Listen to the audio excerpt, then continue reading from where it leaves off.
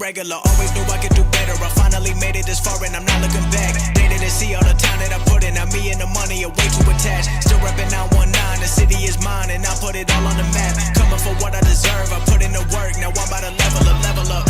Been on my grind since 2013, now the way that I live, I feel like a king. 24 hours, I'm locked in, I'm feeling like Kobe, getting these rings. Do what I want when I want, ain't got nobody telling me shit. Still got a whole lot of weight on my shoulders, getting my reps up, hitting that gym. I've been feeling like I'm underrated, but day to day I've been chasing greatness. Nothing left on my bucket list, but I'm grinding like I'm still in the basement. Ain't nobody who working harder, money tall like Wembanyama. They be talking from the sidelines while I'm on the court, I've been a baller. I'm about to go level up, I cannot settle for nothing, I never been regular, always knew I could do better. I finally made it this far and I'm not looking back. They didn't see all the time that I put in, now me and the money are way too attached. Still reppin' 919, the city is mine and I put it all on the map. Coming for what I deserve, I put in the work, now I'm about to level up. Always knew my potential, hop in the Porsche and there ain't no rental. Came a long way from studying dental, now I got plaques inside of my bedroom. Already know where I've been headed, I took my risk and I don't regret it. They showing me love, I'm showing it back. With every song I've been getting better, I know nothing that's good come free. No 9 to 5, I work all week, put in my time and it keep paying off. I've been getting paid every time I speak. Used to have dreams of getting these ends, now I make the money go work for me. Can't stop now cause I got what I wanted, ain't nothing I need in my life but peace. I'm about to go level up, I cannot settle for nothing, I never been regular, always knew I could do better. I finally made it this far and I'm not looking back. They didn't see all the time that I put in, now me and the money are way too attached. Still reppin' 919, the city is mine and I put it all on the map. Coming for what I deserve, I put in the work, now I'm about to level up.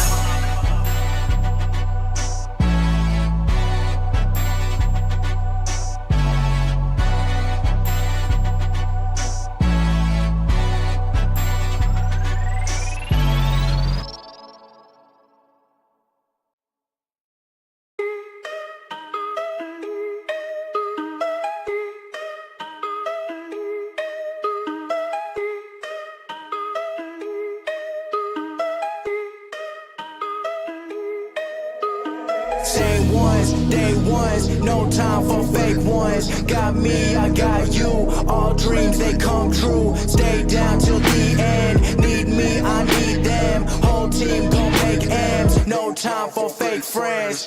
Too many people be calling my phone but I never be picking it up. Got everyone that I need in my circle, I never be going and switching it up. Rockin' with the people who been following me when I never thought it would've happened and I never got love. Now they wanna piggyback on everything I got, I never knew one from the bottom but now I've had enough. Please stay away, find a new hobby cause you've been too close to my personal space. Don't make me call out your names but I'll go there and you gonna make me put you in your place. I'm trying to put my whole crew in a wraith, came a long way from that minimum wage. Funny how money be bringing out people who never remember the time that they paid. Count it up on my 2 hands, if you wanna talk I need 2 bands. I don't play around with no loose ends and I never wanted no new friends. I keep it real, you can ask the fans. Don't get involved if you're not my fan, but if you were willing to sacrifice when I roll the dice then I'm counting you in.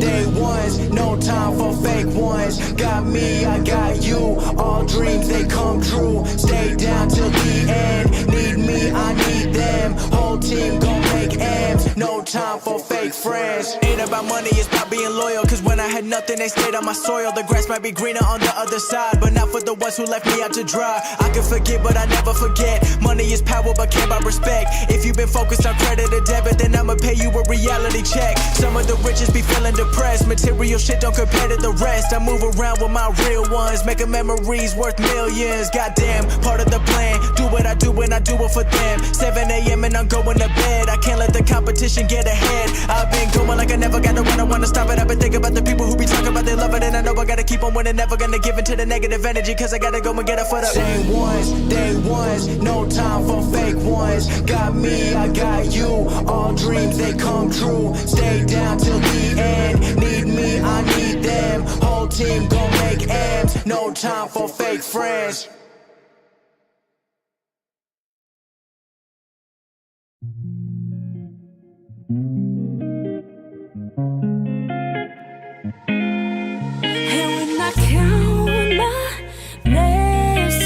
I count you twice all day, all night, and here I am, free, falling at 102, straight into you. Oh baby, baby, I like me better when I'm around you. You bring light where there once was a dark blue. Count my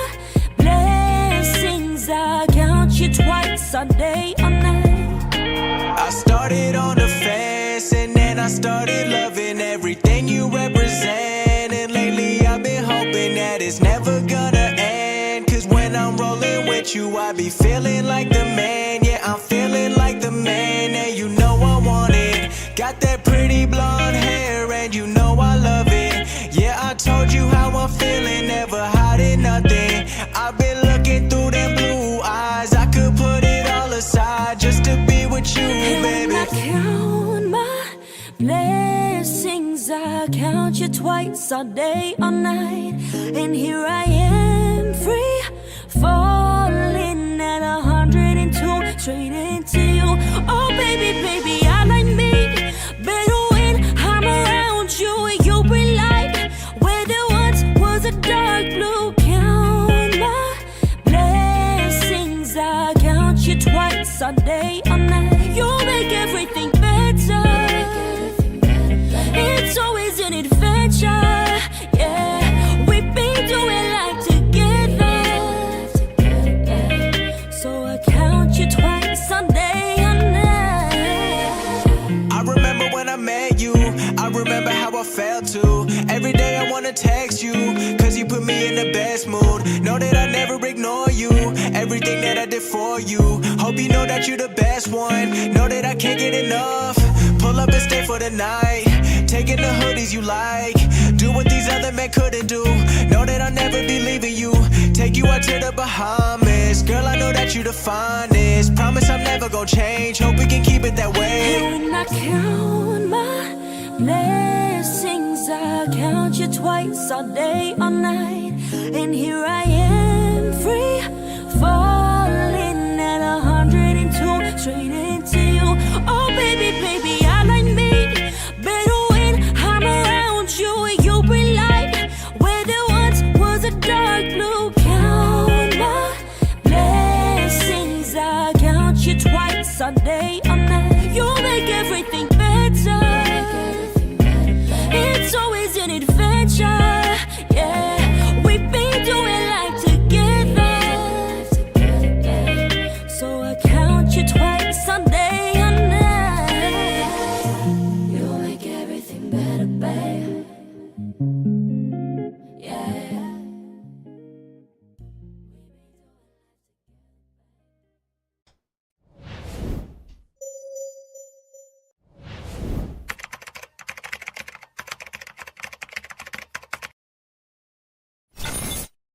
Good afternoon, good evening, everybody. Wow, that last song was a little too mellow for a Friday. I wonder if I should go back to the heavy metal. But happy Friday, everybody. Welcome to the end of another freaking week. Holy cow. I was just saying in chat, I was like, man, this week has flown by. But we're here, and it's Friday, and I thank you for joining us today. I do not have tea this morning.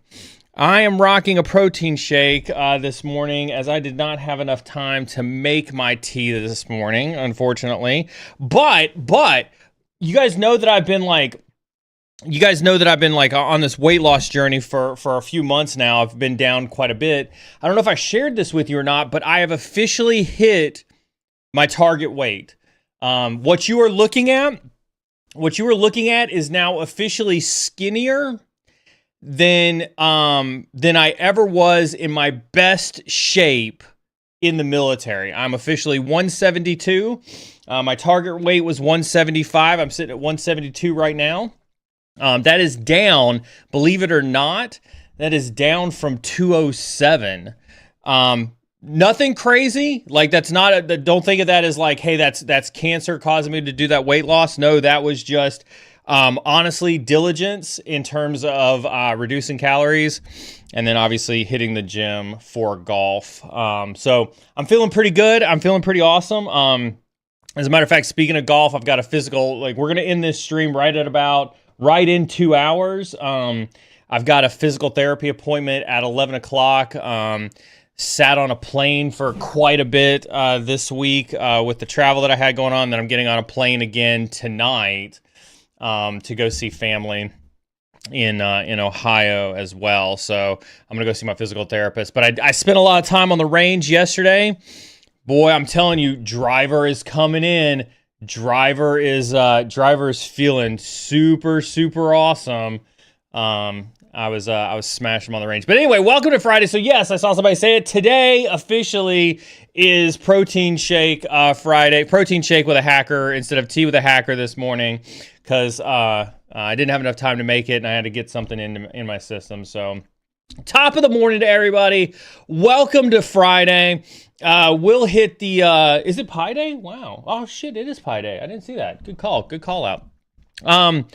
This is our Friday morning AMA stream, tea with a hacker, although today we're going to modify and call it protein shake with a hacker. Hopefully you've got your tasty adult beverage, whether you're on the East Coast and waking up in the morning, the West Coast going to the gym, or you're on the other side of the planet, getting ready to call it an evening. I appreciate everybody hanging out this Friday. Let's hit some rules really fast.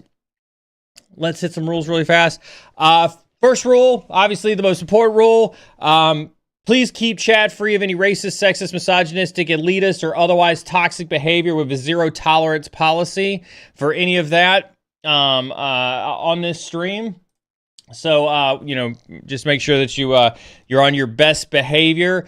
We do have moderators in chat. Huge W's for all of our moderators in chat.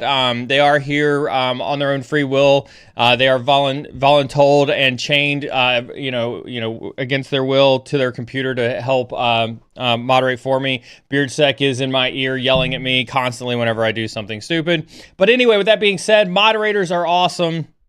Make sure you do give them a huge amount of respect as they do volunteer their time. Moderators are here to keep chat free of racist, sexist, misogynistic, and elitist behavior. They are not here, however, to stifle chat in any way.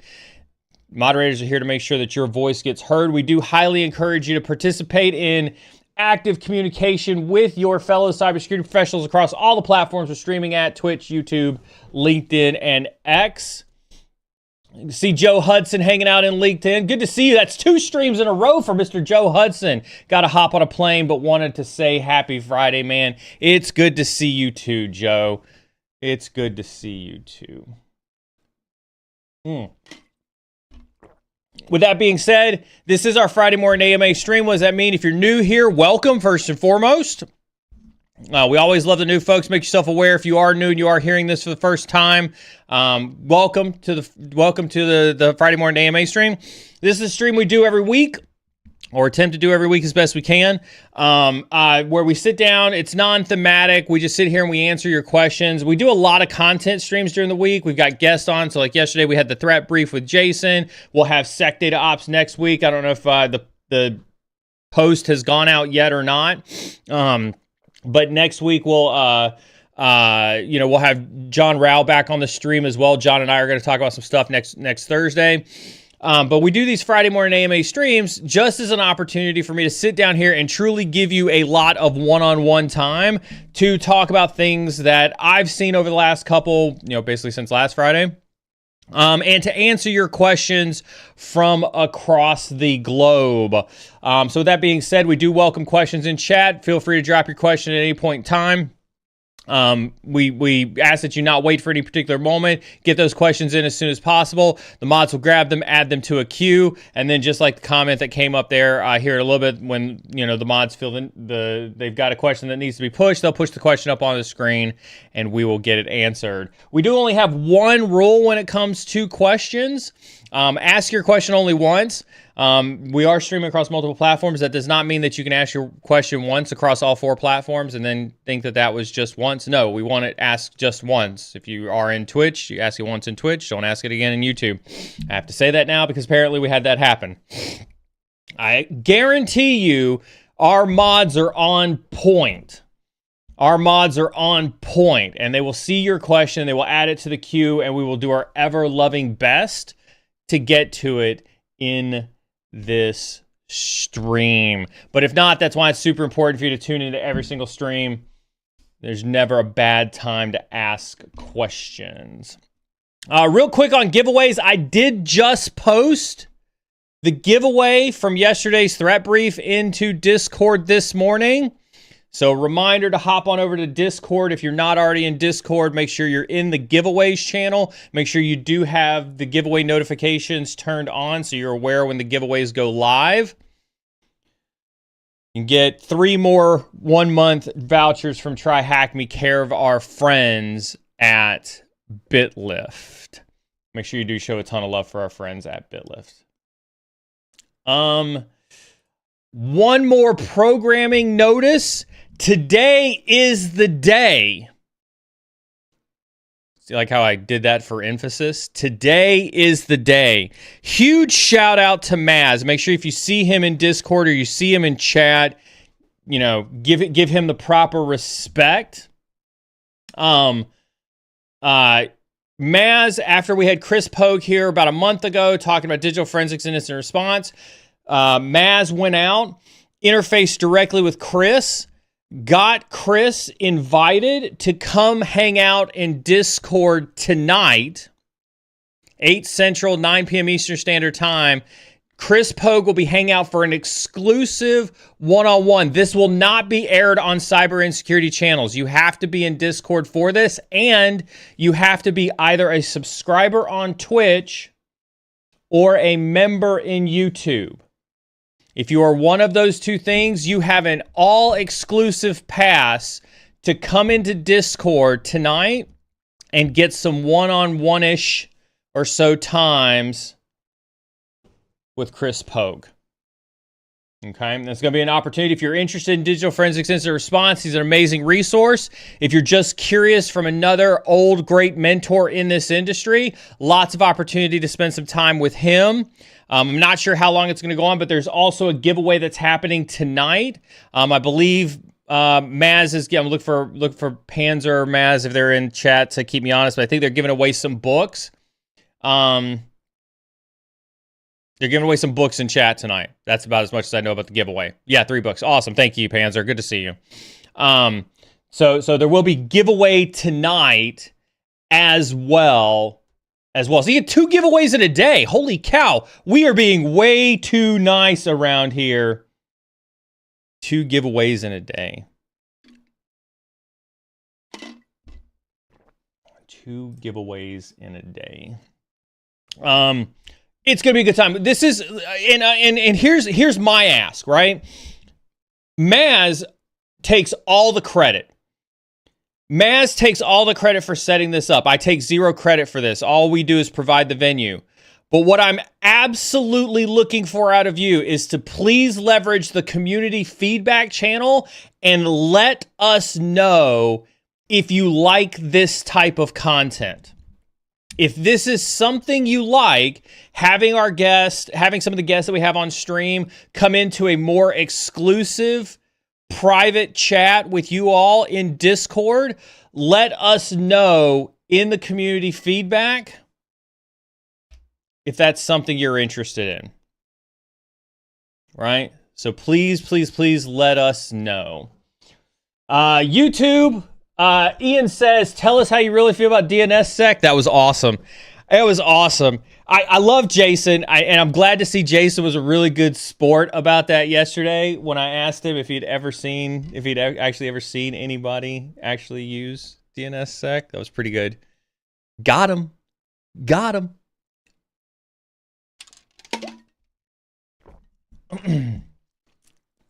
Yeah, Jamie, 8 p.m. Central Standard Time tonight. Easy peasy. It'll be, again, we're going to try to do multiple different types of these. I like this format. I like that we're bringing, listen, I've always enjoyed interviewing people, but for those who are not familiar with how we do production, and I've talked about how we do production here on Cyber Insecurity a lot, but just to kind of talk about it a little bit here, when we go out and find guests, we do a pre-interview. So I'll give you an example. We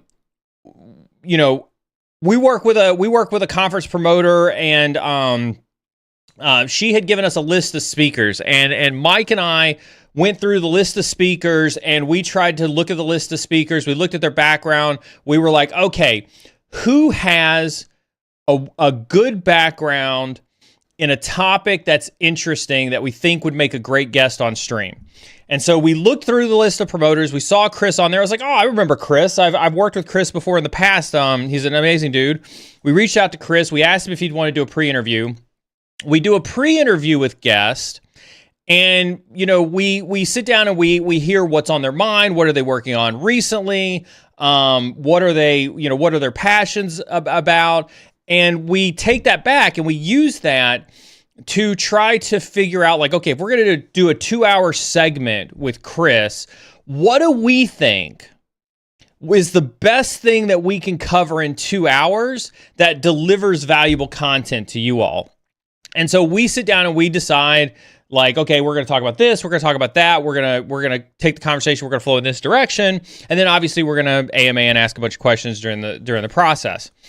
And so then we go and we execute the stream, and that 2 hours is based on a curated topic list that we thought we needed to hit to get that done in 2 hours.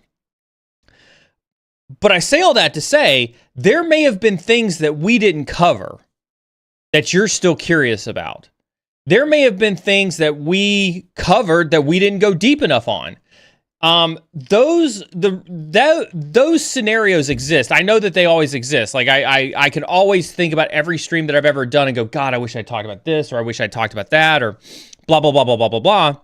And so this is an opportunity for you to carry on that interview with Chris for things that I may not have covered. And I fully admit that, like, there are definitely some things that I probably did not cover as part of my interview that you guys get to cover. I don't get to drive the conversation. That way you're not, beholden to what I think is the appropriate things to cover. You all get to drive that. And so you get to do it in a one-on-one setting. So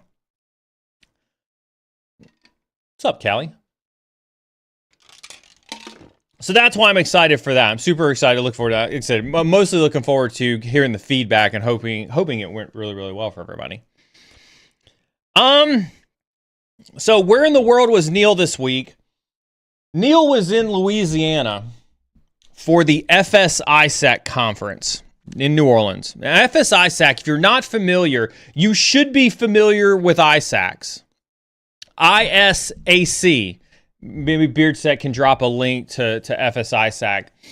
ISACs are a very critical threat intelligence component in our industry. ISAC stands for information sharing something. I'm terrible with acronyms. I'm terrible with information sharing something center. Something community. I forget what it is. Somebody correct me on this. But the FS-ISAC is the financial services one. Almost every industry has, I say almost every industry, industries are trying to get more active in ISACs, right? So there's a retail ISAC, there's a financial ISAC, there's an energy ISAC. There are lots of industries that are doing ISACs. What these ISACs are, and the reason that this is predominantly driven towards threat intelligence, and it's in the name, right? It's information sharing. They very much try to create a community, if you will, that shares information amongst its peers in a particular vertical. Whenever you hear people talk about a vertical, they're oftentimes talking about an industry, right? So FS-ISAC is a vertical. It's the financial services ISAC, right? So it's predominantly for financial services folks.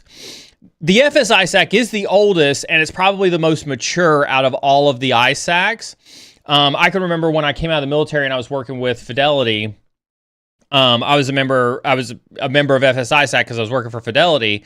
They have this message board-esque type of culture where they're constantly sharing threat intelligence. They're constantly sharing indicators. Sometimes, in some cases, they're pre-sharing, leading indicators of attack that other financial services may potentially be seeing across the industry.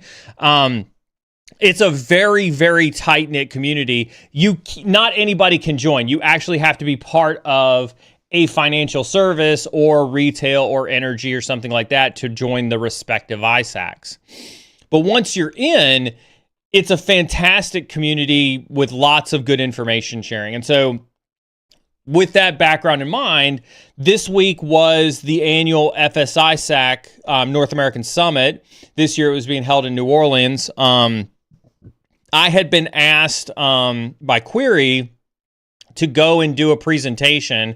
I'm not here to kind of talk about my presentation, but I want to talk about some of the things that had happened kind of around that presentation. And obviously, whenever I go to conferences, I have to put on two hats, right? I have to put on my Query hat because I'm there for Query business, but I have to put on my CISO hat too. And I try to, talk to my peers in the industry. I try to talk to vendors and see what the vendors are doing. And so I want to talk to you a little bit about what I saw. I want to talk to you a little bit what I saw from a vendor perspective and from a talking to my peers perspective, more than I want to talk to you about the Query side of things. Vendor halls are always interesting, right? Vendor halls are always interesting because everybody is there to hawk their wares. I'm gonna bash on a couple of vendors first because I do think it's funny. CrowdStrike was there. And I think that was the smallest booth that I think I've ever seen CrowdStrike have. I mean, it barely fit two people in a monitor. And all I could think about was, we can definitely tell where CrowdStrike thinks the most valuable audience is based on the amount of money they spend on their booth. Because if you've ever been to Black Hat or RSA, you know CrowdStrike's booth is the biggest, most gargantuan thing that you've ever seen in your entire life. And I think that that's super interesting because like you can tell that they want a presence at these conferences, but they think they have to compete with this like big, giant, flashy mentality that comes with the size of the conference. And they've got this perspective on it. And I saw no more people at this CrowdStrike booth than I saw at the other CrowdStrike booths at Black Hat and DEF CON or Black Hat and RSA. But it was just interesting to see CrowdStrike have such a tiny, tiny booth.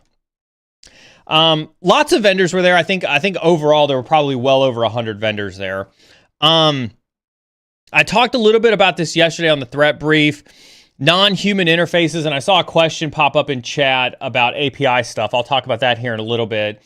Non-human interfaces were a pretty interesting theme throughout the vendor booth. Lots of folks focusing in on API security, but more so taking the perspective of this non-human interface type of thing. I think Jason and I beat that up just a little bit yesterday when we talked a little bit about it. We're seeing, I want to talk a little bit about the SOC, Security Operations Center stuff that I saw there. First and foremost, there was actually only one red team, if you will, vendor there. Synac was there, advertising their so they were advertising PTAS, PTAAS, pen testing as a service. It was giant across their banner. So it definitely appears that maybe some of the bug bounty programs are starting to adopt a nomiker of pen testing as a service as part of their marketing strategy. So we've talked a little bit about pen testing as a service. We've talked about it in terms of like, does it have value? Do we see it as a place in the marketplace? Seeing a vendor post it broadly across their marquee, I think is a pretty interesting tell that the industry is starting to adopt that pen testing, it is really starting to become very, very commoditized, as if that wasn't evident enough, as if we hadn't talked about it 400 million times on this stream alone. It's quickly becoming just another commodity service. I know womp womp for all my pen testers out there who feel like they do magic and, sprinkle fairy dust, around everywhere.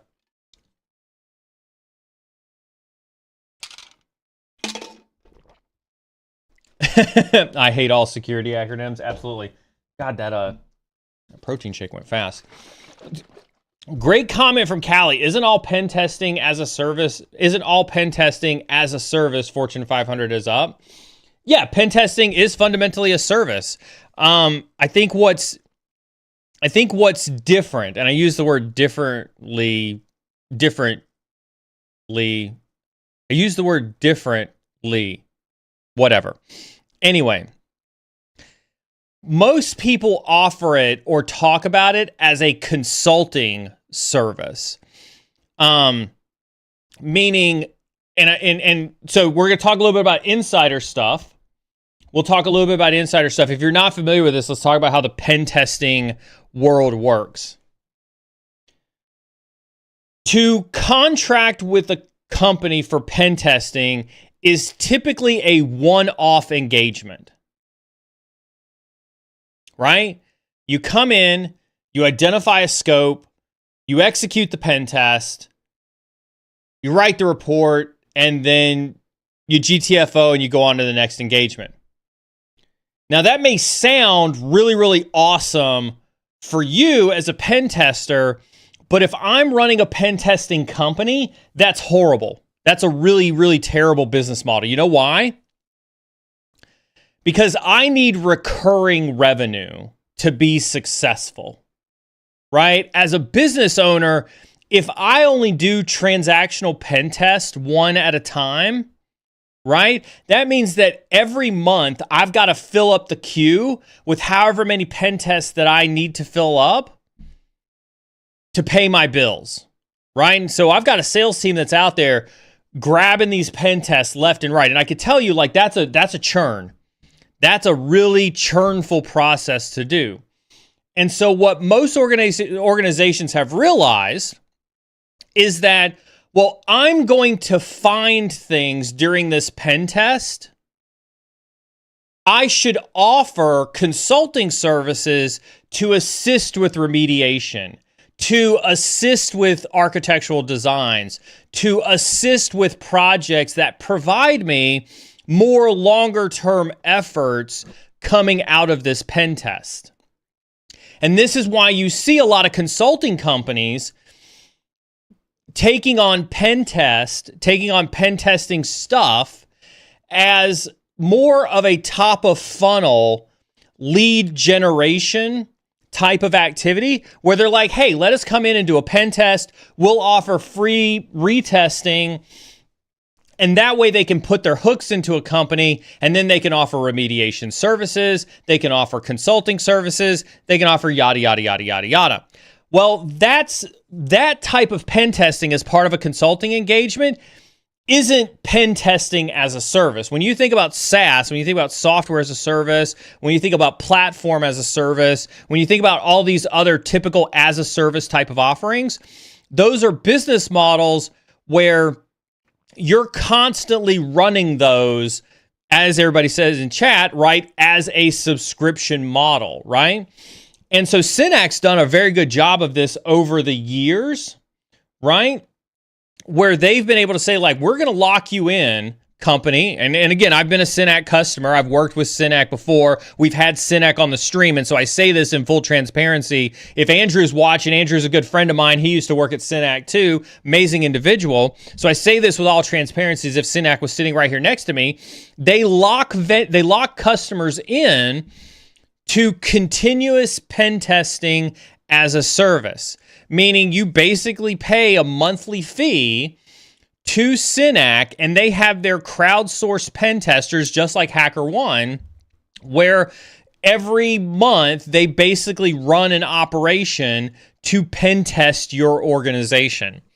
And so that business model looks a little different than a typical consulting service business model where pen testing is being used as a top of funnel operation. Now, there are goods and bads to that, right? There are goods and bads to that. We could argue the merits of it. I'm a firm believer in ongoing pen testing. As a matter of fact, I tried to create a service offering when I was inside of PwC to basically offer pen testing as a service to our clients inside of PwC. There is definitive value to that. Like, I think one of the biggest values that we see with that is that attackers are constantly evolving, right? Attackers are constantly evolving. There could be a threat that you test for today that didn't exist yesterday. There could be a new tactic or technique to use to bypass MFA that didn't exist yesterday. And so the value of ongoing pen testing, I'm a firm believer of, because I think that attacks change so rapidly that you should have that ongoing pen testing type of approach. So I think CINAC, what I mean to say all that is I think CINAC continues to move in the right direction. It's interesting to see them talk about pen testing as a service in the forefront of things.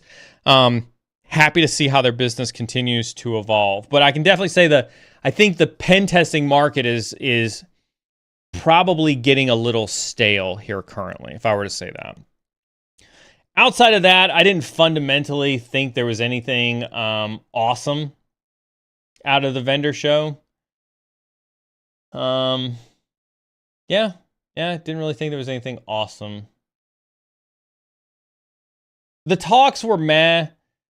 I think the talks were a little bit meh. I didn't really fundamentally like any of the talks. AI SOC is a huge thing.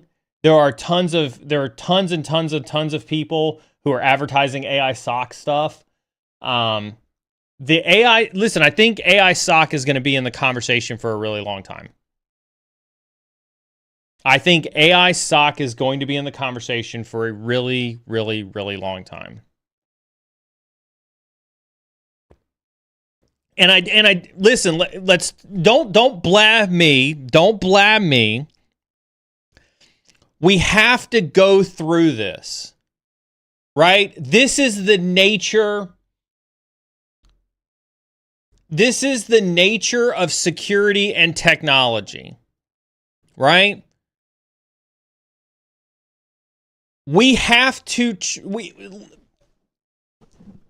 I understand. I absolutely agree that the clickbaity use of AI in today's cybersecurity is over the top. It is beyond ridiculous. Make no mistake about it. I wholeheartedly agree with all of you on that. But what we have to do is we have to try and fail. We've talked about this on the stream.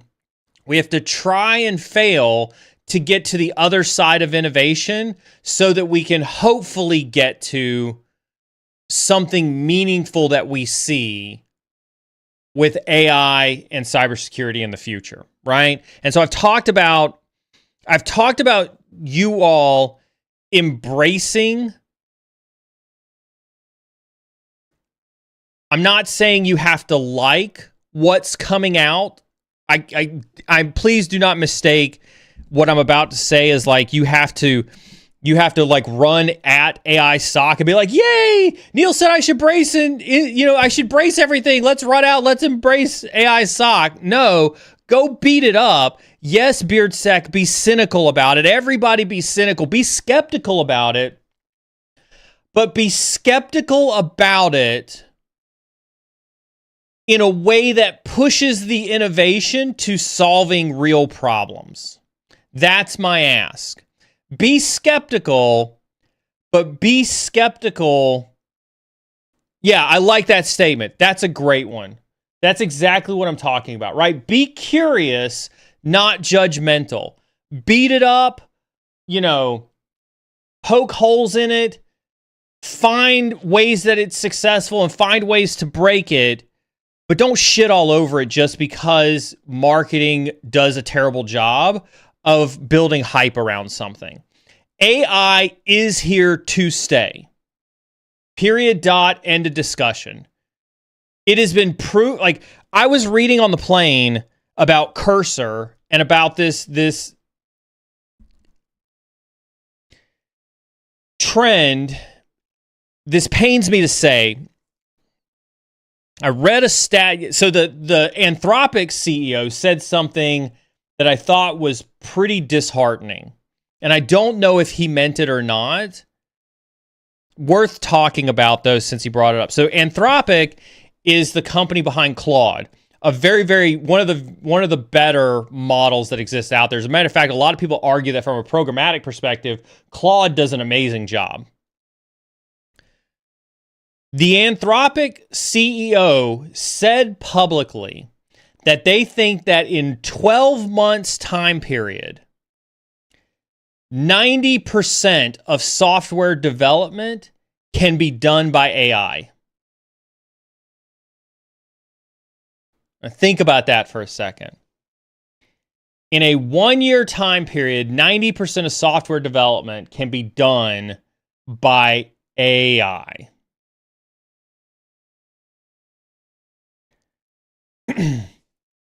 Well, yeah, Dark Elder. That's what leads me to this. Like, you read the Cursor, subreddit, you read the AI subreddit, and they all talk about like how many bugs are inside of code right now with AI being generated.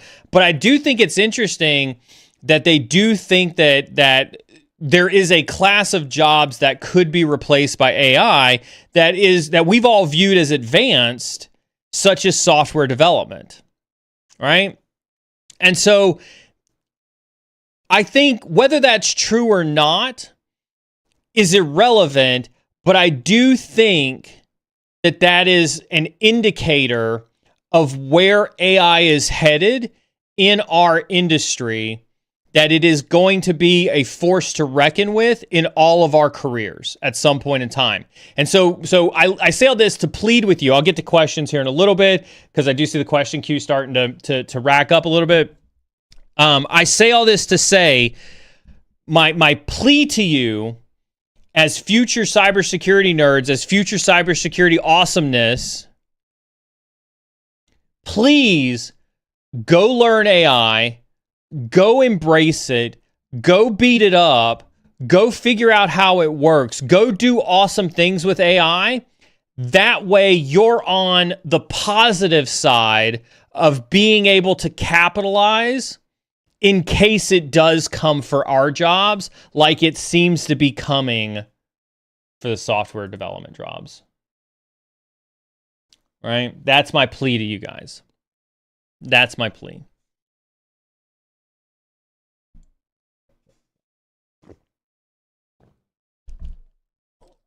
Couple questions over on LinkedIn, just because we can't add those to the queue. Ilu, I'm sorry if I mispronounced your name, over on LinkedIn says, I'm a rookie, literally new to all this. However, I'm taking SEC 542 course. Any thoughts? Just as long as you didn't pay for it yourself, I think that's a fine course to take. If you're a beginner, go do all the free stuff. Go watch all my free videos over on YouTube. I literally talk about doing all the free stuff. Please, if you're a beginner, don't pay for a single thing. Go do all the free stuff first. Ian over on LinkedIn again says, I know you're not a huge fan of certs. Does that include the OSCP? It does include the OSCP. Usually when I say I'm not a huge fan of certs, that includes all certs. And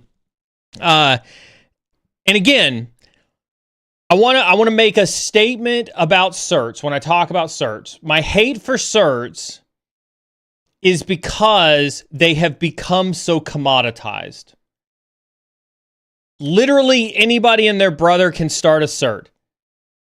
You today, hearing my voice, can go out to Teachable, create a course on how to create courses, and attach a cert to it. And guess what? You've got a cert. And the only thing that makes that cert valuable or not valuable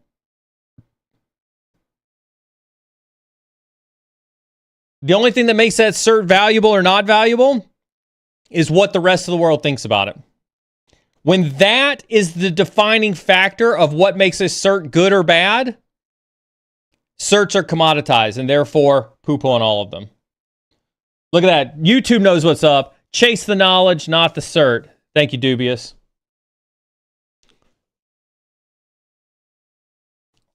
Great question from Beardsack, keeping me honest.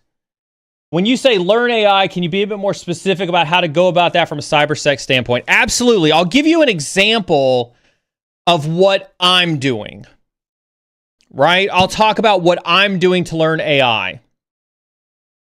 And this is Neal's personal opinion.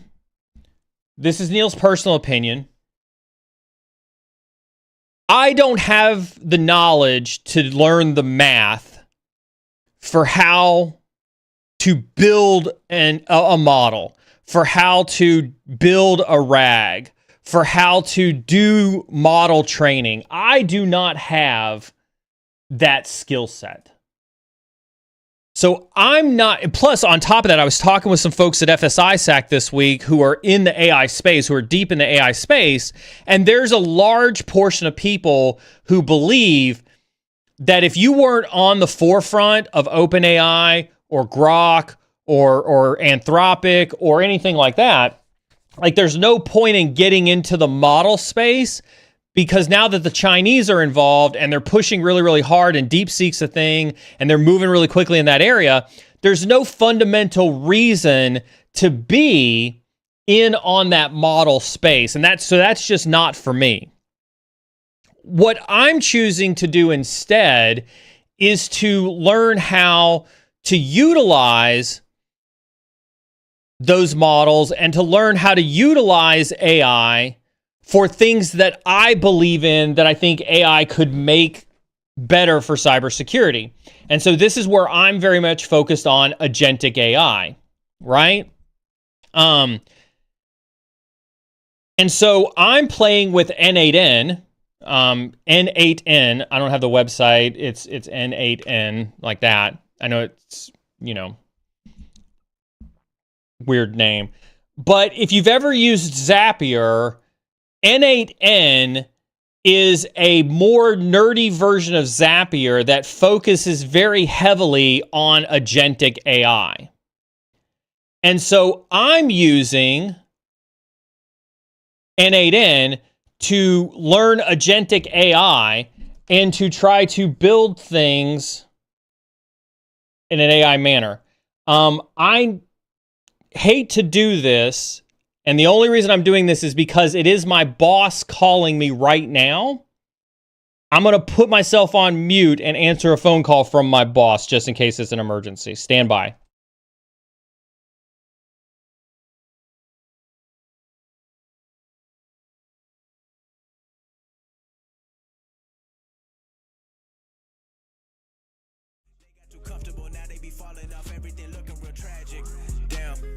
Tell me bon appetit when I'm out at France. Yeah. They think I've been out on tour cause I'm with the bands. Yeah.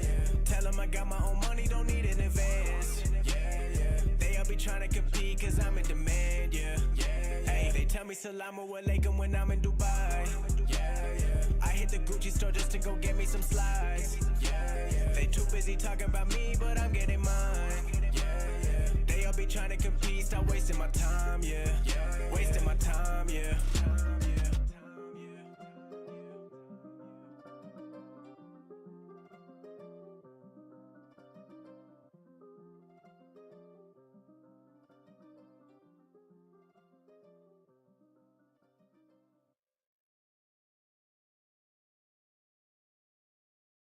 All right. Hey, boss, you're now live with chat.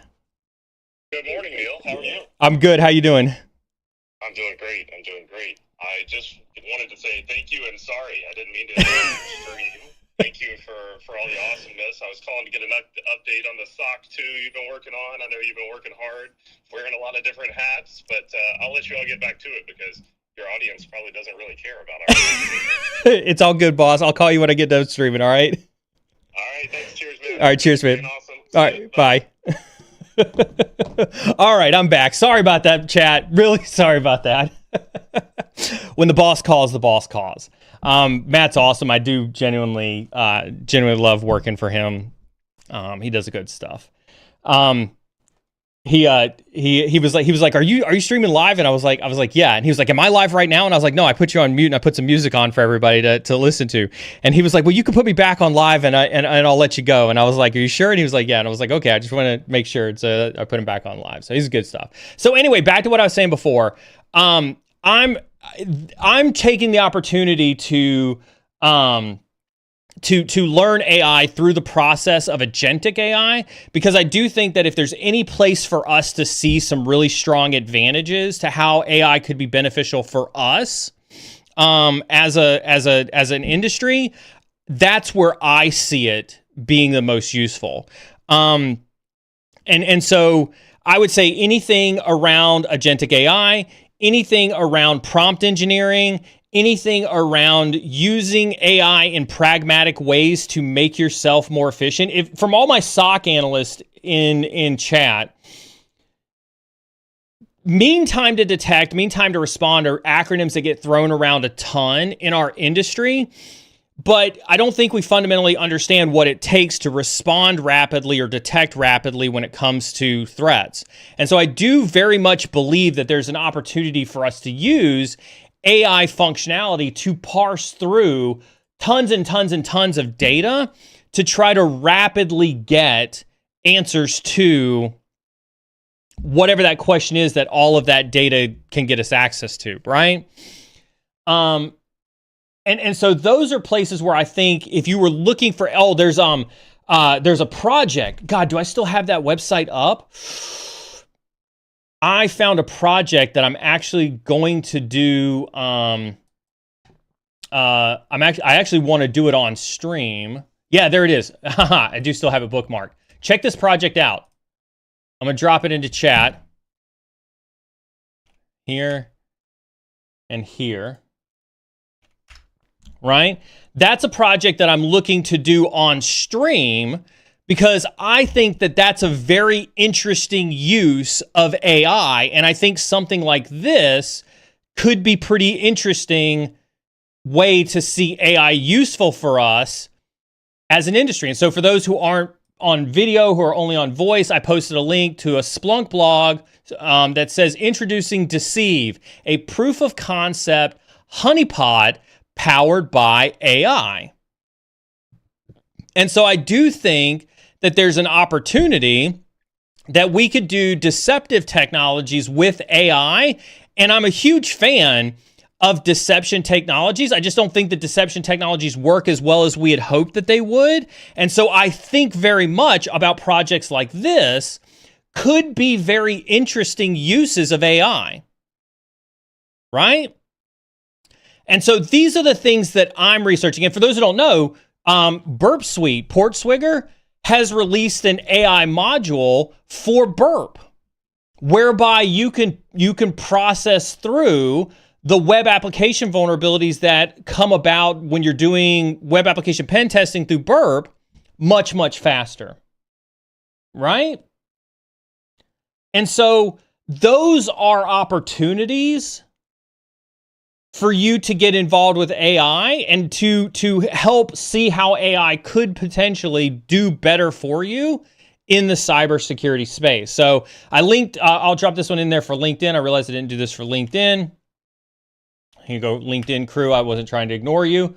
Go check out that proof of concept honeypot. I'm gonna work out a way to do one of these on stream. I would check out N8N and learn about agentic AI. I think those are opportunities for you to learn and be smarter in that area.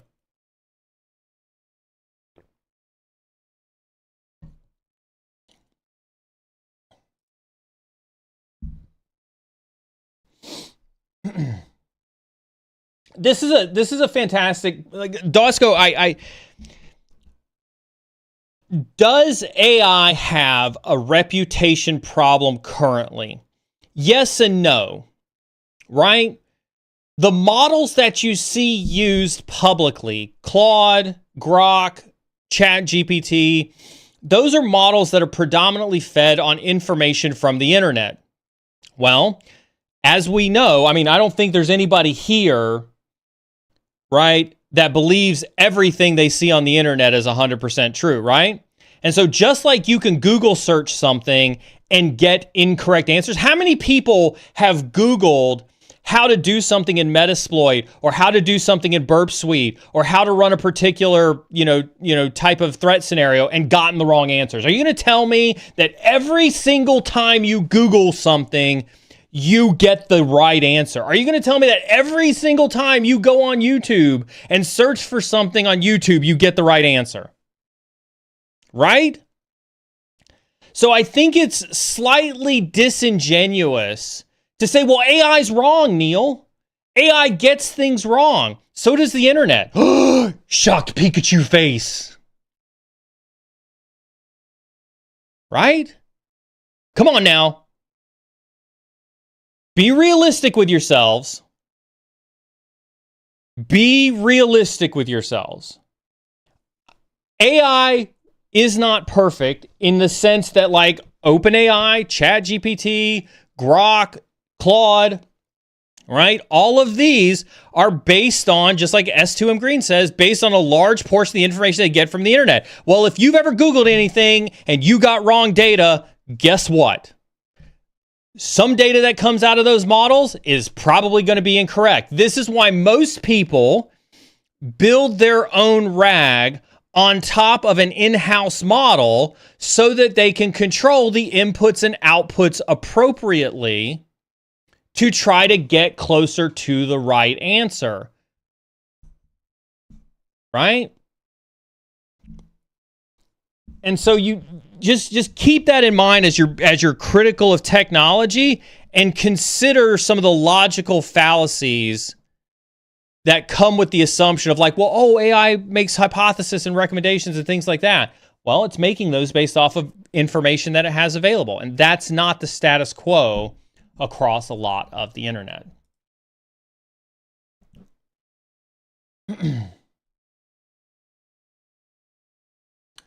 Curious about Neal's thoughts about Meredith Whittaker's recent interview where she talks about agentic AI in the context of Signal. I'm not familiar with that interview. I will add it to my list of things to research on my own. I've got a plane ride tonight. I'll put it on my things to read about tonight, and I will be prepared to give you a full out brief next week.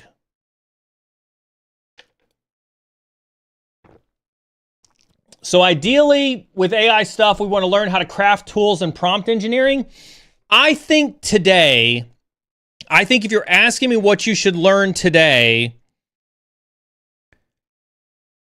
you should learn how to use AI to be more efficient, right? In whatever it is you're doing from a cybersecurity perspective, right?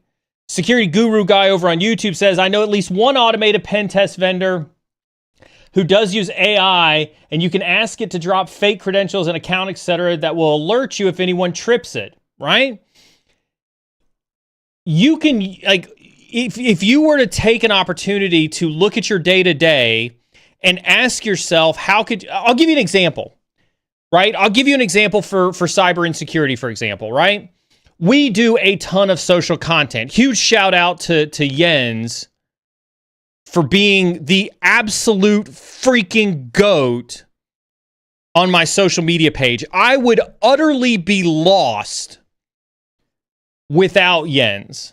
Like, if Jens ever needed a kidney, if he wanted a kidney from a cancer survivor, I'd be the first one to offer a kidney to Jens. That's how pivotal he's been for my social media. But I'm not going to lie, I'm looking for a way to make that process easier and better with agentic AI. Imagine if I could take a clip that he clips of me saying this right here and run it through an agentic AI process that writes a blog, writes a LinkedIn post, writes a Twitter post, post all of that up, and interacts with anybody who's in the comments for those posts. It's not to devalue social media, but it's because when you post across LinkedIn, X, Instagram, and people comment on those posts, they are expecting interaction. And so if I could build an agentic AI model that has Neal's personality, that thinks like Neal, is cynical, is pragmatic, has a certain amount of experience, fact checks things before they put them out into the ether most of the time, right? If I could build a RAG through an agentic AI model that does that,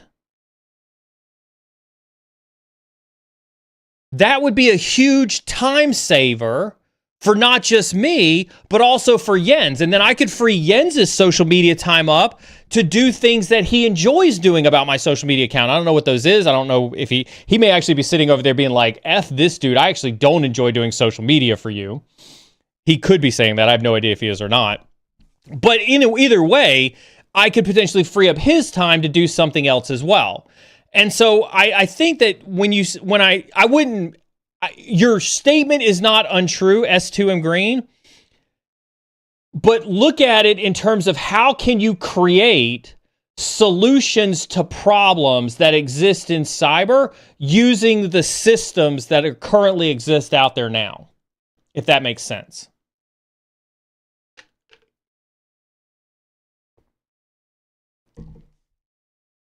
I love the question. Keep the questions coming.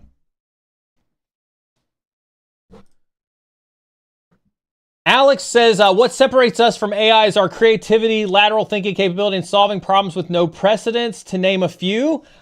I don't disagree now, but I don't think that that's what's going to keep us from being, I don't want to say replaced by AI, but I don't think that that's what's going to stop us from seeing AI come into our space. You can teach reasoning models. It's currently being done, right? And I think the DeepSeek technology, the deep think technology that a lot of the models have, and there's even reasoning models for a lot of these, are proving to be pretty reasonable in their ability, right?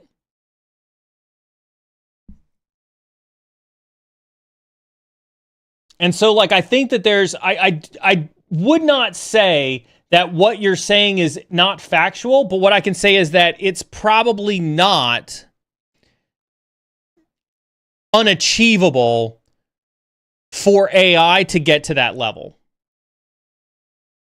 right? Especially the lateral thinking capability. I think that it's entirely possible to build a critical thinking model. It hasn't happened yet, but I think it could happen.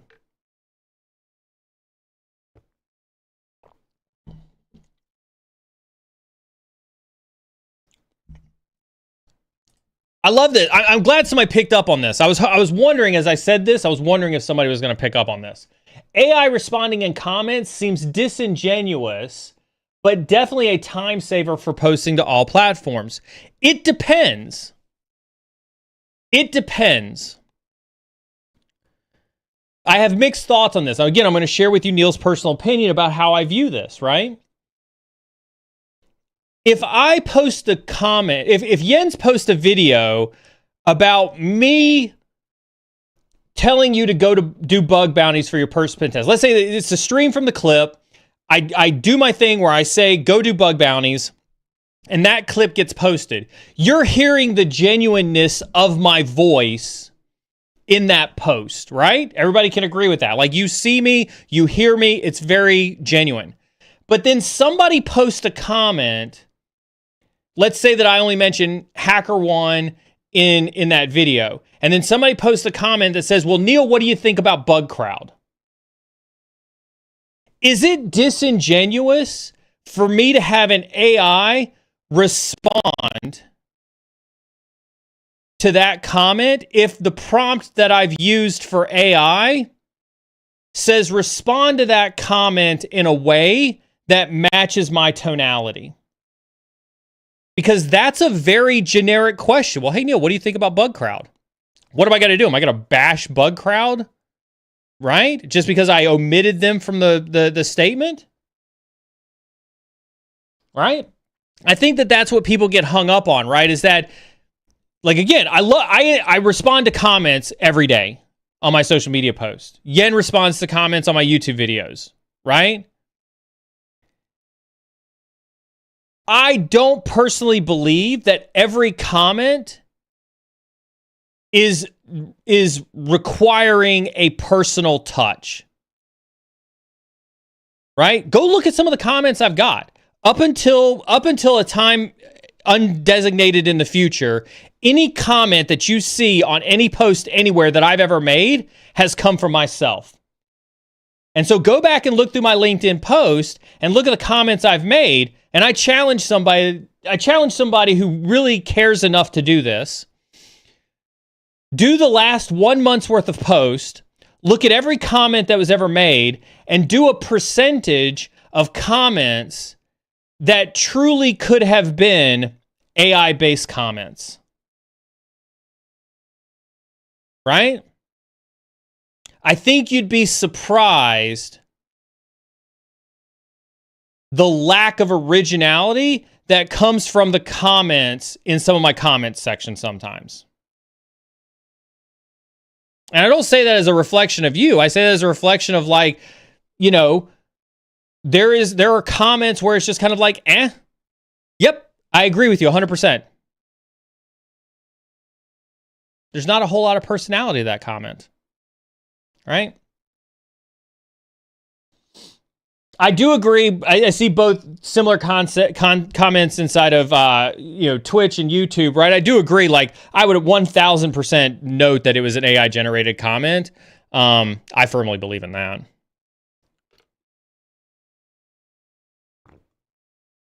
Yeah.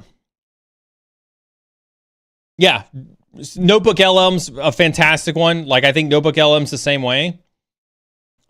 My point is, there are plenty of opportunities in today's world. Like, you guys may be interacting with bots and you may not even know it. Like, do you realize that? Like, I see the transparency comment. Let's just make something expressly clear. If I chose to be transparent that you're interacting with a bot, I would argue that I'm in the minority. Right? Instagram today gives me the opportunity to create automated responses to my DMs in Instagram.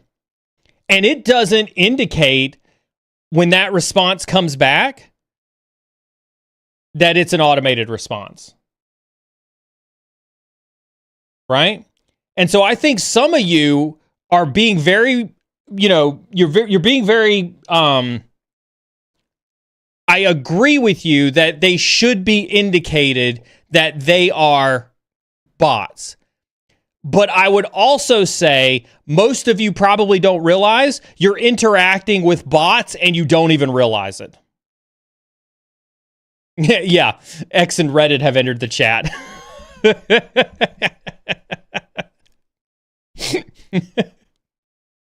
Yeah, exactly. Don't over rotate on me. Don't think, like, listen, I'm not fundamentally interested in having all of my content be posted by a bot. So, don't take my hyperbole as an indicator of the future. You know me, I like to banter these things back and forth. But I do think, right? This is very, very much the way of the world moving forward. Right? I think this is, I'm intrigued. Like, listen, as a streamer, nobody can bot this. Right? You guys can't bot me being on stream in my studio, talking and responding to your questions. Let me say this. BeardSec and I love BeardSec's push on this. BeardSec and I have looked at AI-based Twitch bots. And we have deemed that was not what we wanted. So let me just say BeardSec and I have been down this road before. We looked at a bot that would sit in Twitch, and if somebody said, hey, Neal, what's your thought on CEH? The bot would respond with a standard Neal answer about what Neal thinks on CEH. We've chosen not to go down that route because we do believe in authenticity on this stream. So let me say that first and foremost is that you do not have to worry about that from us, right? On top of that, I'll sit here and stream to however many viewers that we have now, because I know that everybody who gets freaking sick and tired of the AI bot content will be looking for somebody like myself who is genuine and they can talk to in real life to come to and get their content from. And I'm here for it.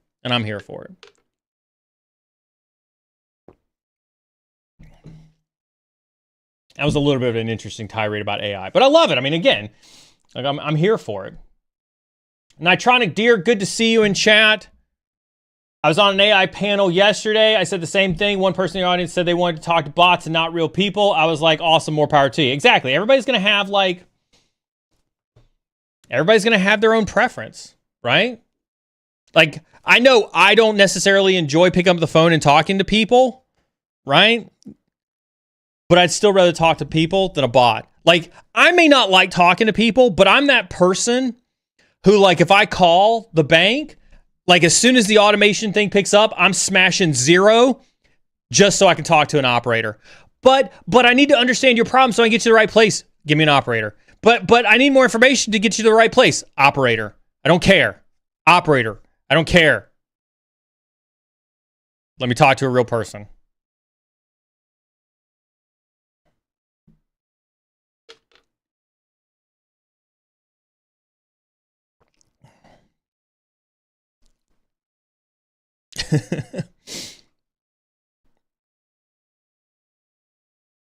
Oh, God.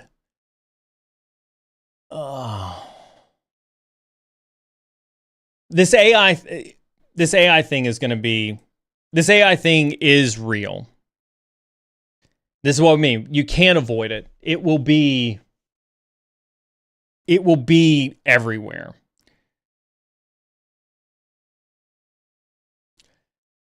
I don't know, anyway, is a gaming laptop the bare minimum for getting into pen testing? Just learning about this, have bought a couple books on it. You don't need a gaming laptop to get into pen testing. You don't need a laptop at all. Go to Try Hack Me. Everything's web-based.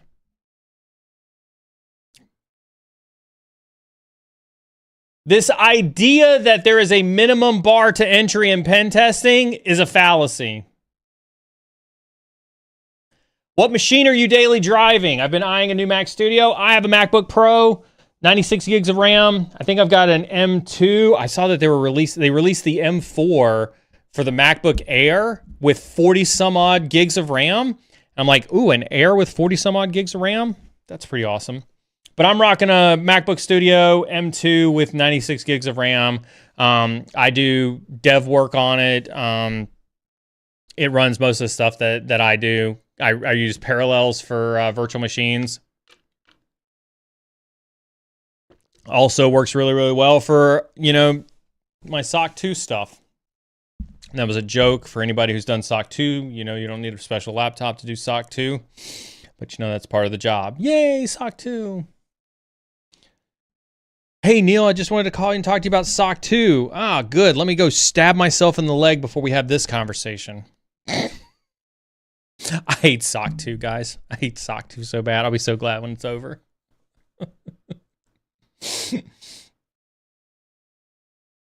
I've been on the Try Hack Me grind the last few weeks. Listen, grind as much as possible. This industry, I saw Callie say this earlier in the week, earlier in the stream when I was talking about the AI stuff. I gave a very similar speech a couple years ago around blockchain, right?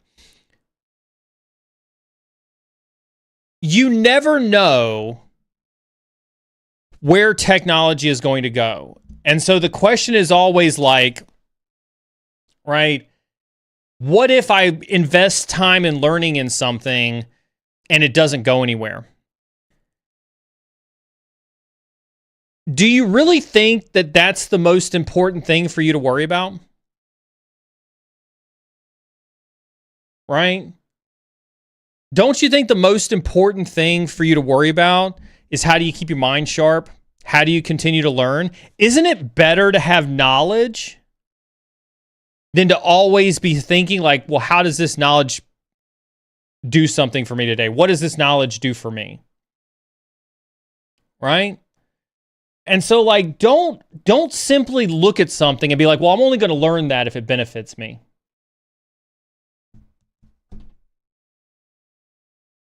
Right? Because you're not going to know. What you're basically saying is, right? What you're basically saying is, I'm not going to learn anything until it's proven that I can make $1 million in that career. And guess what? By the time you make that decision, everybody else who decided to take the risk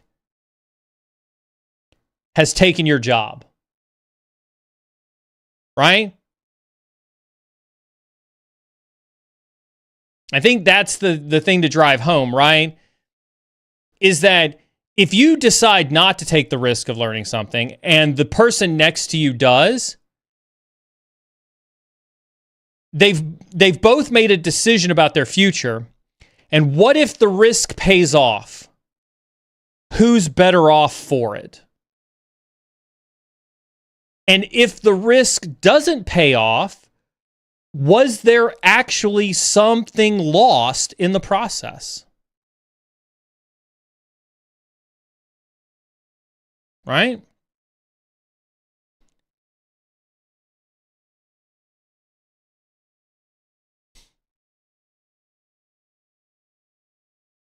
Yep. Knowledge is always good to have. The more you understand how things work, the easier it is to connect new things. Absolutely. Listen, we've seen a huge drop off on blockchain technology. Right? Do you think I'm ungrateful for the time that I spent learning blockchain technology? Hell no. I'm not ungrateful for that.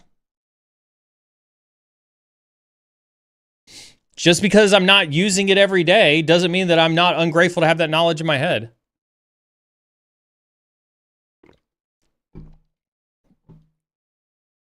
It is funny. Funny, haha. I do believe this to be true. Right? I do believe this to be true. There are a large portion of what you do day to day is all about risk management. Right?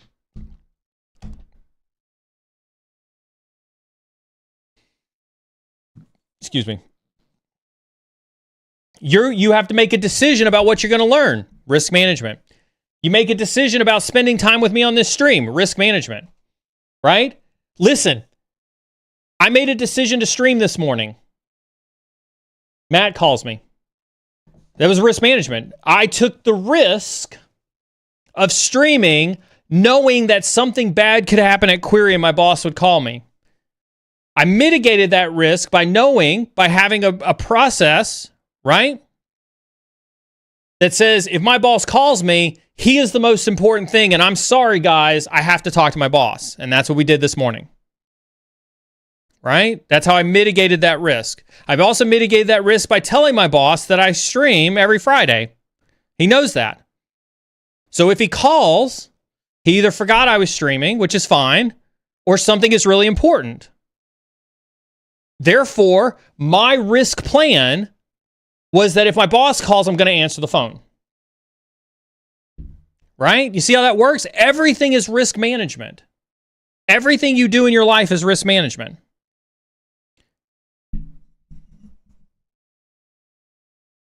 There's a soapbox under my desk that wants to be stood on because there's a bunch of pen testers in chat who are like, F this dude. I just want to hack. What?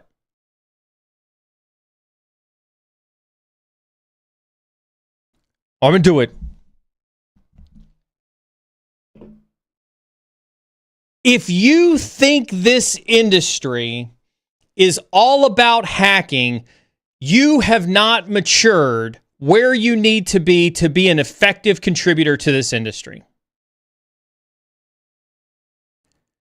If you are a pen tester and your lens is solely focused on hacking, you are missing the forest for the trees. Whether you like it or not, you are in a risk role as a pen tester.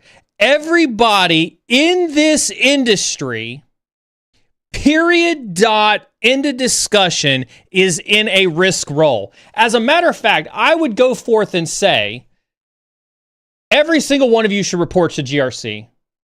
If you're a SOC analyst, go report to GRC. If you're a pen tester, go report to GRC. If you're security architecture, go report to GRC. Everybody in cybersecurity is like, what in the hell is Neal saying?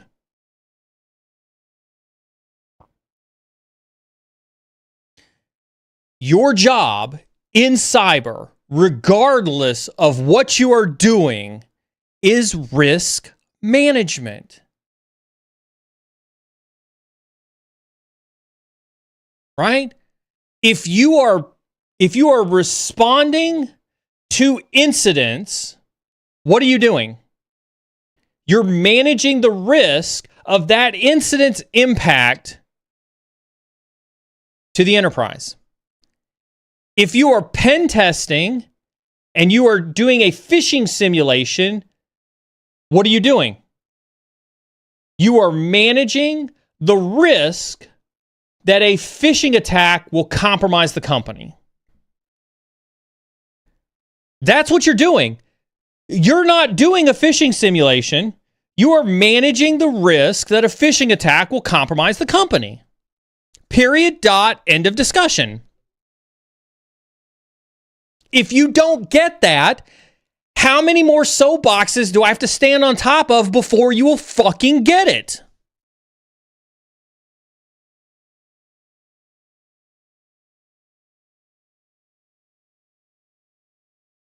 Right?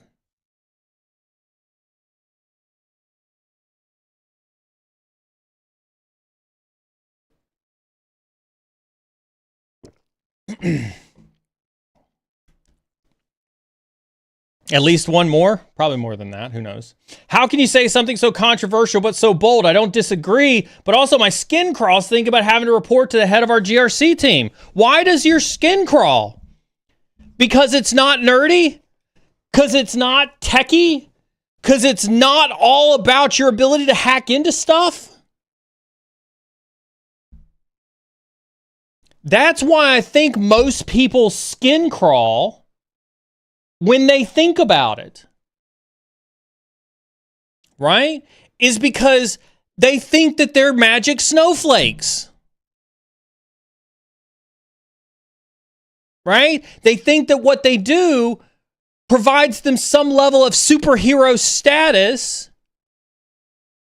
Therefore, they need their own classification for it, and they don't want somebody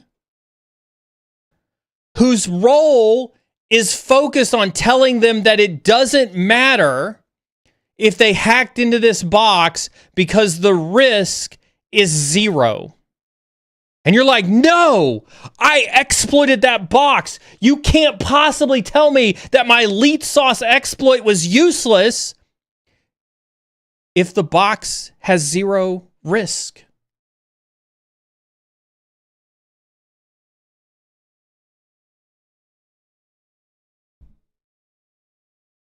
That's why your skin crawls, is because you're afraid of being told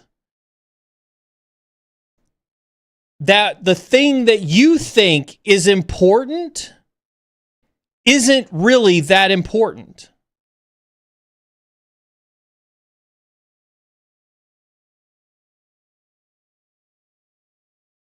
Right?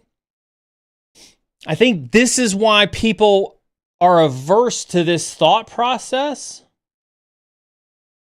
is because there's an acceptance of risk. There is an acceptance of risk that the organization has to have that most people are afraid that somebody will not view the risk the same as them.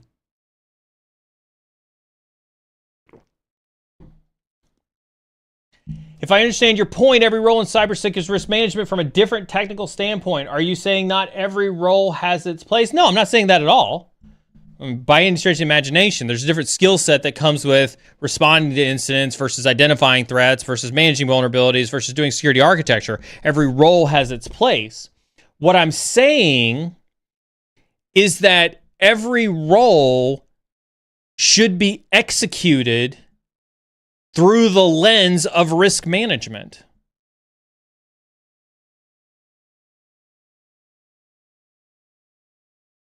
Right?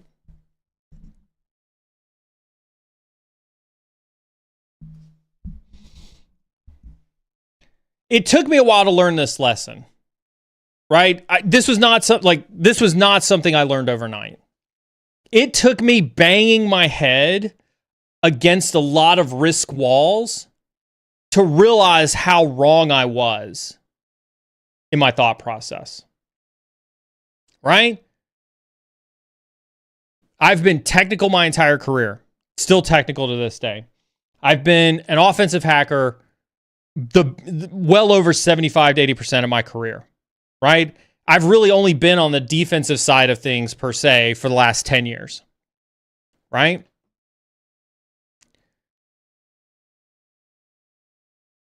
Leadership roles, executive leadership roles since 2016.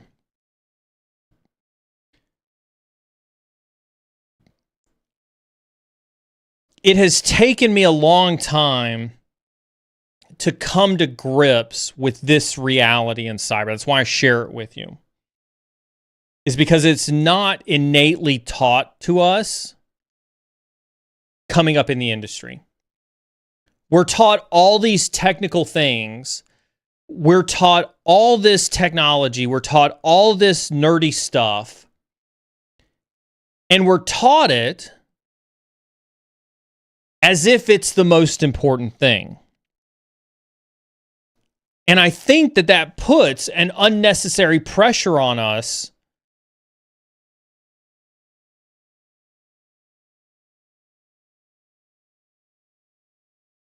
to only focus on the technology. Again, don't be so binary in your thought process, right? What's the point of someone's career studies?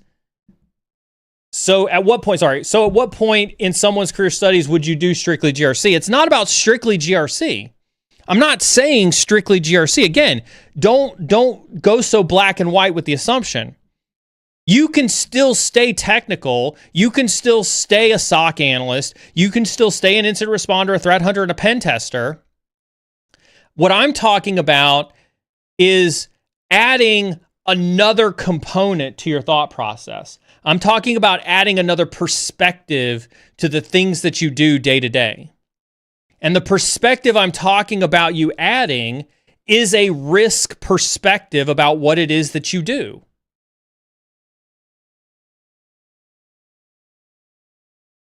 When you go to your boss and you say, I'm trying to think of something that's been in the news here recently, right?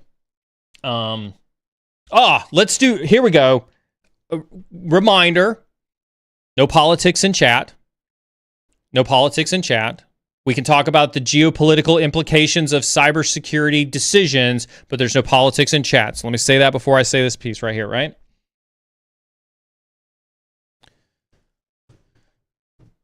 The news articles that go around that says the United States has stopped offensive cyber against Russia. Right? The amount of people who have come to me, and it happened this week at FS-ISAC, the amount of people who came to me and are like, Neal, dear God, do you think we're so cooked because we're not doing offensive operations around Russia anymore? And I'm just like, why do you think that matters to us? Why do you think what is the risk that you're really worried about when that happens? Like, have you really thought through what it is you're saying when you read that article or when you read that headline? Have you really risk-based that?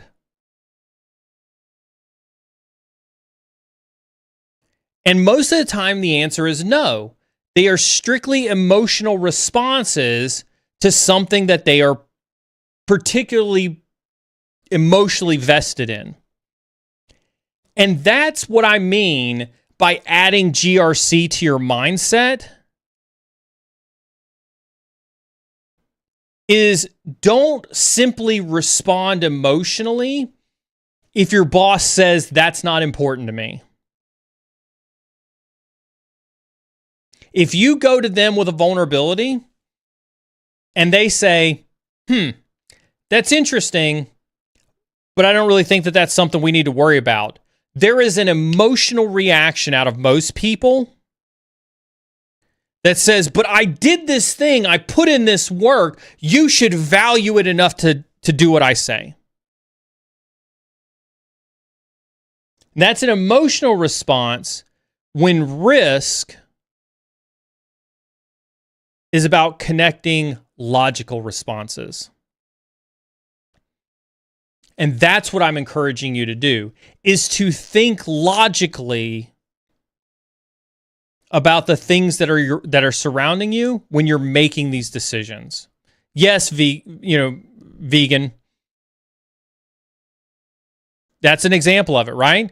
Bug bounty research don't understand that their findings don't have any impact, but yet they demand to be paid, right? Sonic, GRC mindset helps establish business nuance, I think. Without the business, you wouldn't have a job, so you need to consider the business impact. Absolutely. Duke, again, so having the foundation in GRC would be great, not just all nuts and bolts. Exactly. This is a spot-on comment right here. Right? Spot-on comment. Having a foundation in GRC, or at least understanding GRC, helps you put all the nuts and bolts together.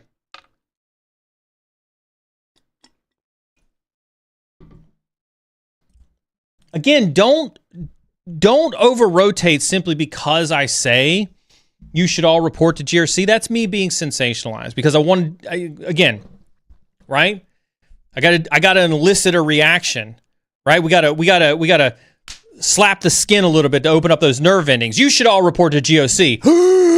What did he just say? You're paying attention now, aren't you? No, what I'm saying is learn the business, understand the business impact, understand that when you go to present that vulnerability, it needs to speak to the risk. It needs to speak to the business. When you go and report that you may have an incident, is that incident actually a critical?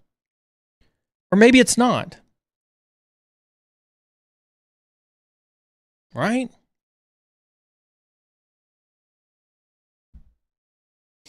I want you all to be better. And I believe that you can. Yeah, absolutely, Hector. Does this go back to people wanting to hammer hacking skills but not learn how cyber affects the business? Every day. It's a thing that we talk about frequently on this stream, right? Is understanding the business.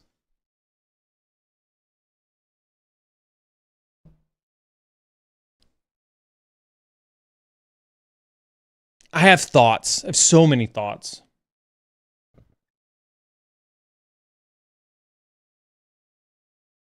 The thoughts are running rampant. First time chatter Terry, what'd you say? I see.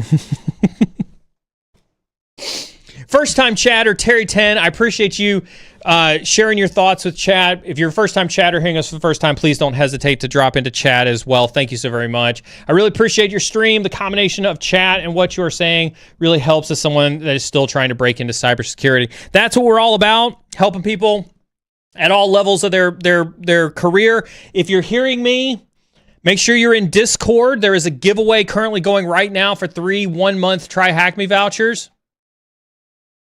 Inside the giveaway section, make sure you are signed up for that, and you do have that. You click that little participate button. Huge shout out to BitLift for providing these giveaways.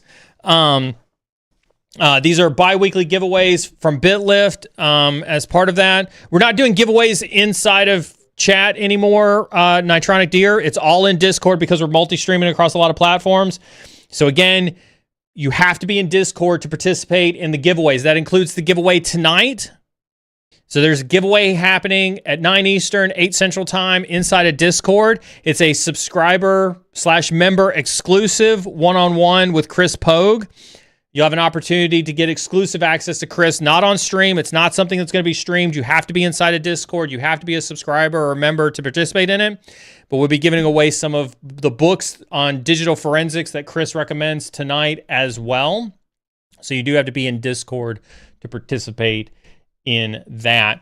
I saw Sonic Slow, resub for 5 months, and I love the comment he put in there in his resub. Got to help fund the giveaways. That's an important thing to note. I'm looking you in the eye in a very serious fashion. I want to say to you very explicitly, any and all funds that are earned on this stream go directly to funding giveaways. Period. Dot. End of discussion. We take zero money for profit at all. Period. Dot. On this stream. Any money that's generated on this stream, I've talked to Amoeba. Amoeba and I are going to work together to figure out a way that he's going to kind of handle taking the money, figuring out what we buy, things like that, trying to do some type of transparent ledger so you guys can see how money gets redistributed back out into the community. That's a commitment that I have to you for you to be able to see we take none of that money. Any money that's generated goes back to the community. Good luck on your interview, Frazier. Make sure you text me afterwards. Let me know how it goes, but you got this.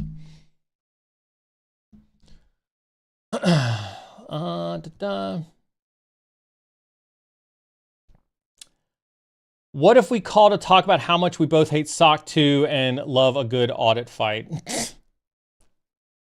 Hate SOC 2.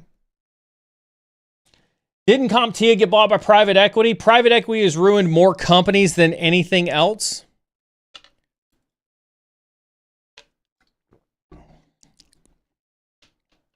Private equity it's hard to believe CompTIA could get even more ruined than it currently is, but I firmly believe private equity is up for the task.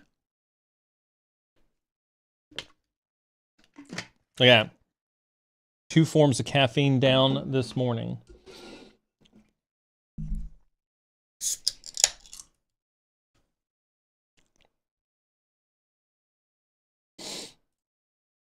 How do you see the European cyber market compared to the USA? I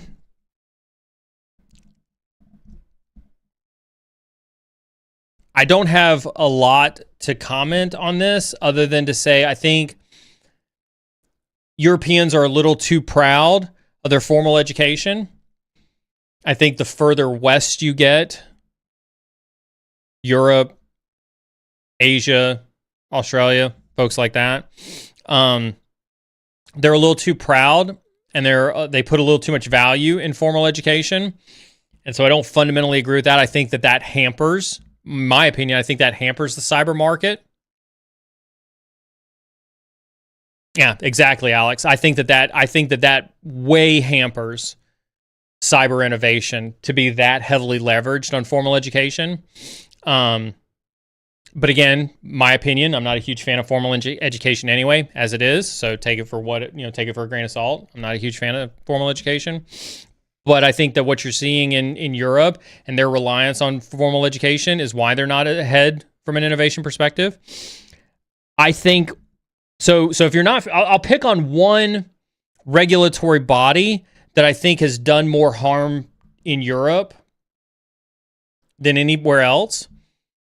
And it's the CREST organization out of the UK. CREST. If anybody wants to look it up and drop a link to it.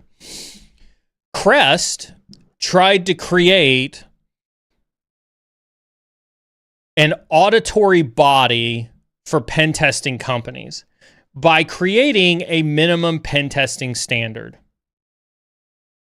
Now, some people may view that as good, right? Oh, well, that means that you just can't run a vulnerability scan and get away with calling it a pen test. Sure, that is an advantage, and that is a take you can have. But as with any auditory body, Now you've also created an organization that if they don't deem it as acceptable, then you won't get certified as Crest. And if you don't get certified as Crest, you technically are behind your competitors in offering pen testing services inside of the UK and Europe. And now what that means is that everybody is simply chasing the bare minimum that they need to get Crest certified and not innovating moving forward. I am a believer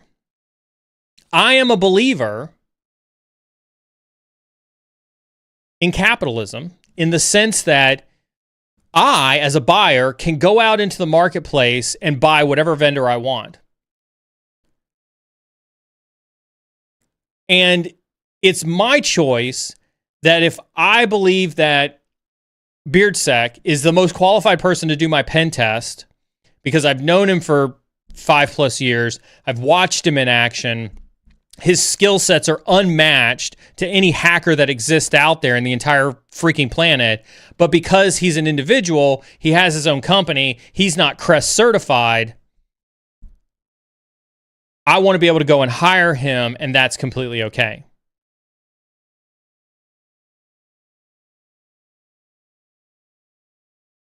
And I think Crest has not done the pen testing market any favor in Europe because of it.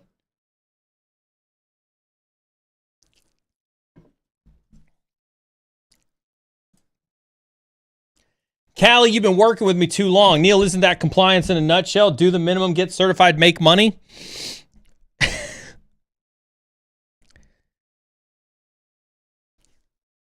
You've been working with me way too long to exude this type of cynicism, Callie.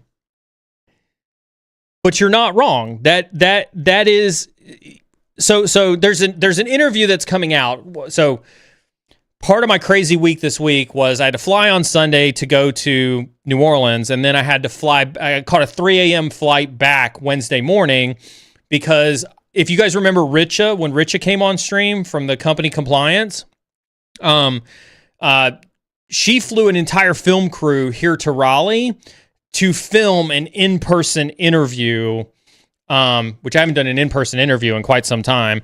And so on Wednesday, I had to film an in-person interview on Wednesday with Richa from Compliance. And we talked a little bit about compliance and the, you know, kind of the chain that you have here, right? Do minimum, get certified, make money. That's exactly what I believe, and I don't want to give too many hints as to what's going to come out of this interview, because if you've seen me, and Jerry and I went back and forth on this when he and I are on stream before, and I go back and forth with this with anybody from GRC that comes on stream, I think, listen, we just got done having an entire conversation about why I think everybody should have risk management in their mind. Let me also say in the same vein, the compliance industry, the capitalization of the compliance industry is the single biggest reason why compliance is viewed as a joke in our industry. Right? The sheer fact that I can pay money to get a piece of paper that says that I'm compliant and therefore you should accept that I'm secure is the biggest sham that our industry has ever seen, and is exactly why nobody takes fucking compliance seriously.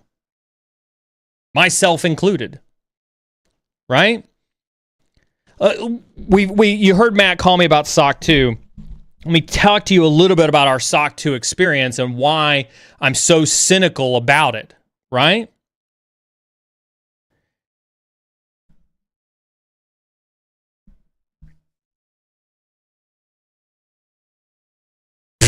$25K? They're giving SOC 2s away now, Brian, for like $5K a pop. $5 to $8K a pop for a SOC 2.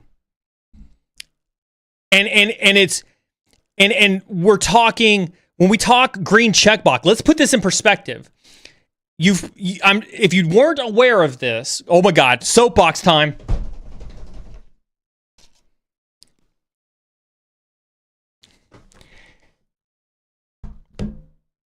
If you weren't aware of this, there are vendors out there who are, they're SaaS vendors, and they have software that plugs into the APIs of your organization to basically run automated tests against your company that they then use to create digital green checkboxes on controls in their platform.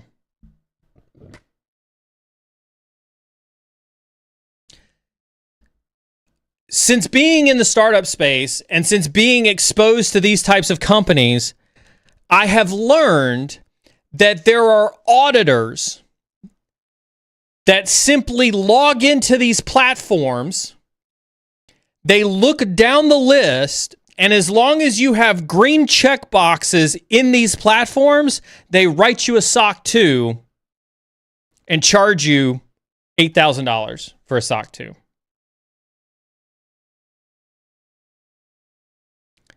That's how much of a joke SOC 2 has become in the industry.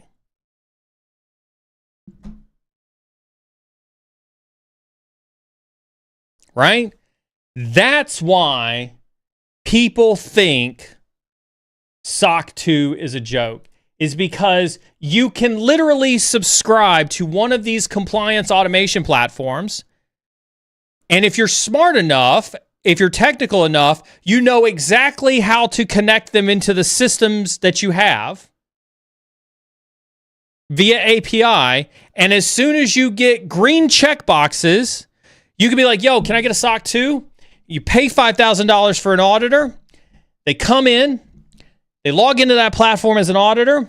They go down there. They see that you have all green checkboxes. They're like, cool, here's your SOC 2.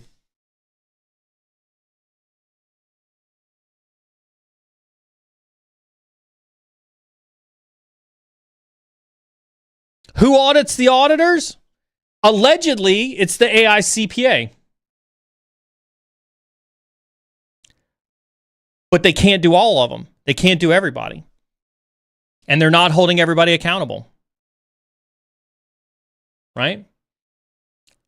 And so this is what causes my soapbox on SOC 2, right?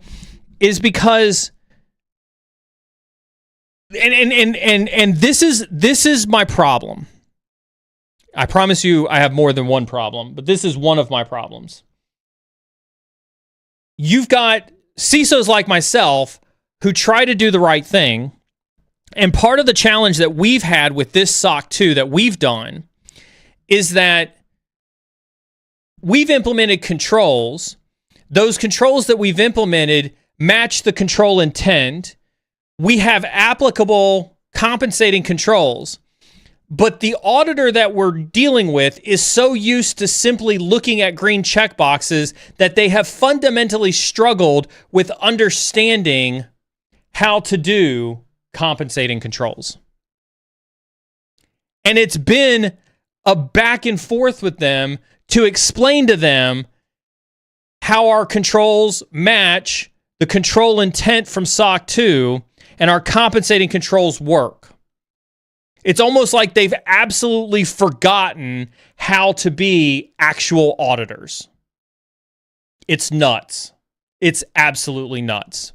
And so in the process of having vendor automation in these platforms, now the experts who are supposed to be doing auditors, who are supposed to be doing auditing jobs, don't know how to do their own jobs, and therefore I spend more time explaining to them how me, as the CISO of a company who works directly for the CEO, that we accept risk in a way that works for our business,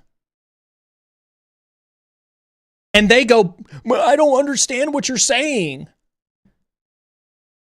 You don't have to understand. What you have to understand is that here's the control intent, here's my compensating control, and we as a business have accepted this risk. Write it in the report.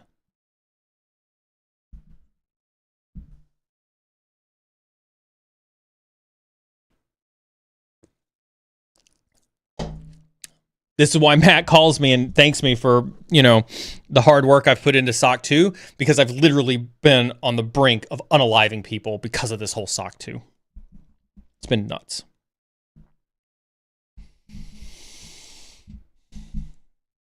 I forgot where I was going with that because you guys got me on a weird tangent on SOC 2. See, this is what happens. We got soapboxed and boom.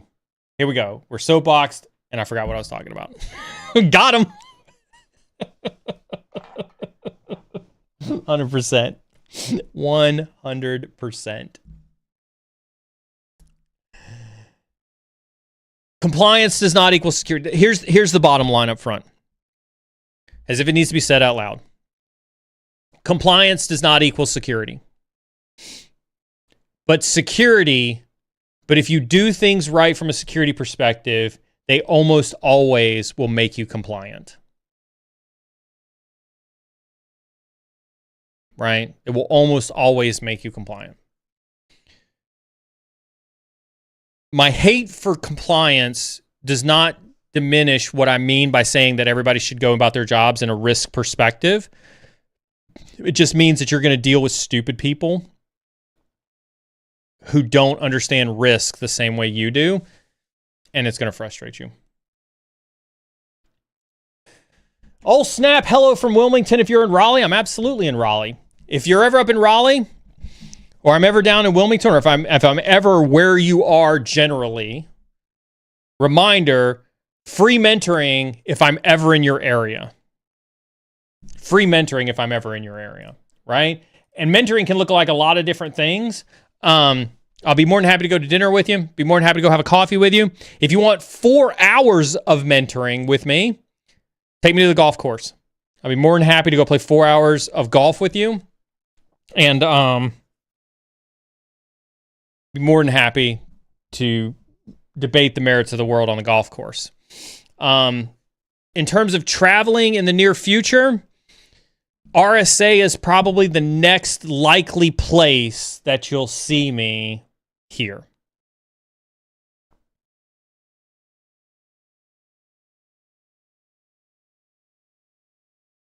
I think we have a delusional 51st stater in the chat saying that Canada is nice and warm up here. I was in Austin not too long ago, Nitronic Deer, pretty close to San Antonio. I had some friends come up from San Antonio to come have dinner with me when I was in Austin. RSA is probably the next on the list, to be quite honest with you. Might be in Atlanta. I've been asked to come to a charity golf tournament in Atlanta on April 27th, so I may be in Atlanta on April 27th for a charity golf tournament. TBD.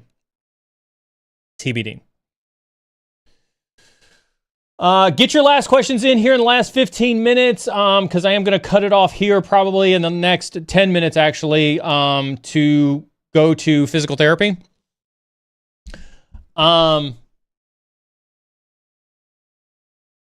If you're ever curious where I'm going to be, thank you, Nitronic Deer, for giving me an opening. Make sure that you're paying attention to socials with notifications turned on. Again, huge shout out to Jens, doing God's work on my social media. He does a really good job of posting wherever I'm going to be. He also puts it into Hacker Meetup in Discord, right? So make sure you're paying attention to Discord for Hacker Meetup, and you will always know where I will be. Most of the time, unless I'm keeping it quiet. Right?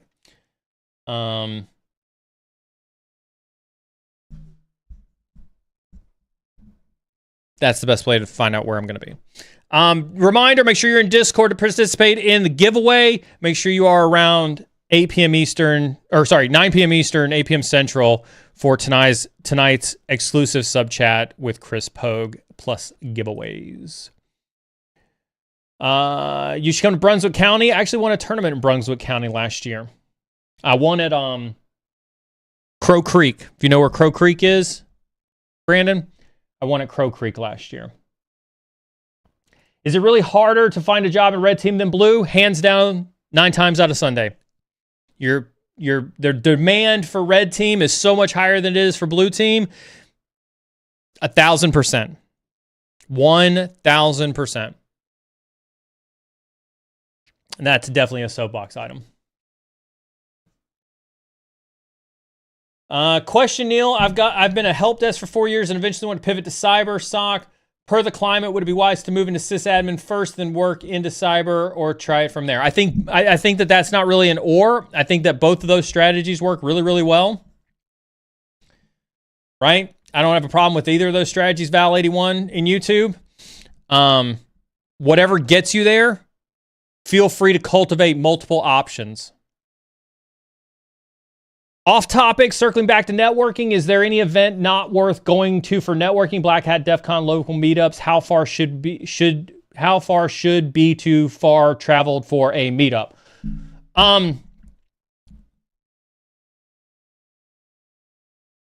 Networking at conferences is a strategy.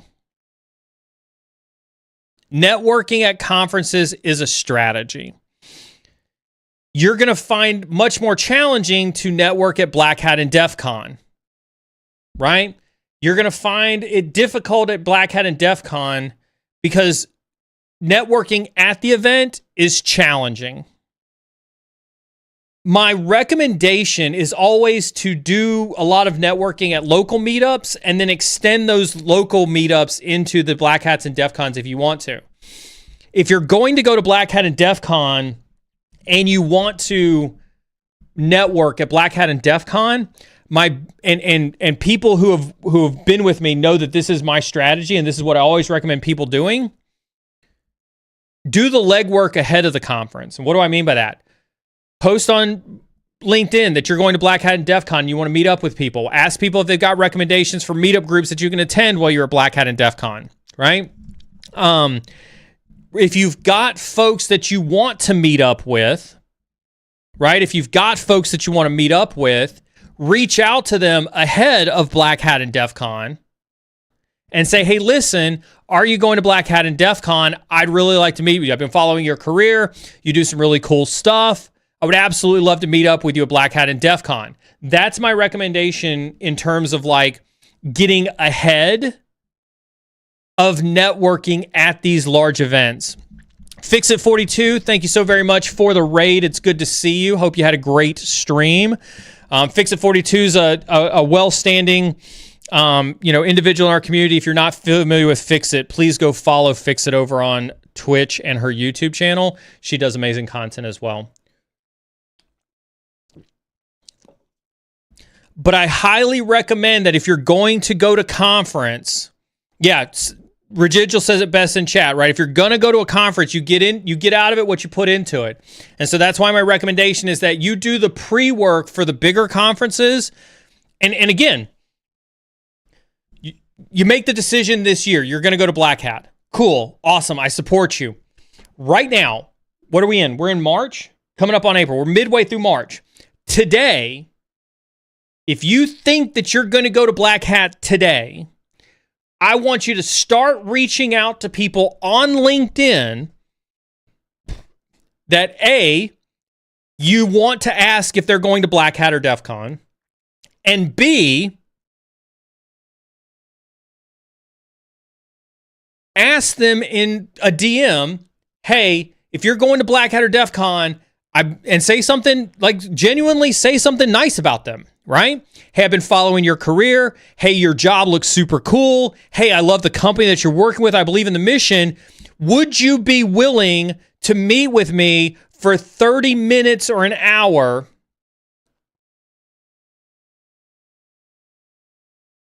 at Black Hat or DEF CON? Guess what? You've just done networking, right? That's how you're going to make the most out of networking at the bigger events.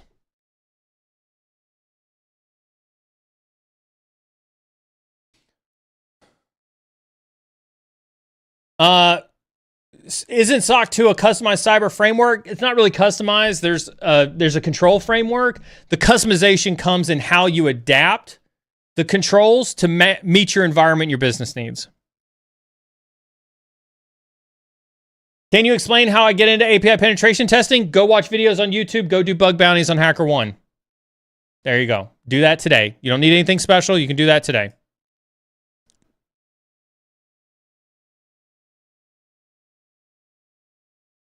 What would be some of the best projects to add to your portfolio if you aim for a SOC analyst entry role? Greetings, by the way. Greetings to you as well. I put the link in there for that Splunk AI honeypot. Go do that project. Listen, I'll drop it again for those who may have missed the link for it inside of chat. Right? Fantastic project. There's another project, Teapot, that I'm a huge fan of. Right? I'm a huge fan of Teapot from a project perspective. Go do those projects. Go do those projects and then write about them or do some form of content about them. Listen. I saw a bunch of people who I didn't believe that there are people who are more cynical than me on the internet. Brian excluded. But I saw a lot of cynical posts here recently about how people feel like, oh, I'm not going to be a dancing monkey and do content just to get a job. Guess what? Those are people you don't have to compete with to get a job. Think about that for a second.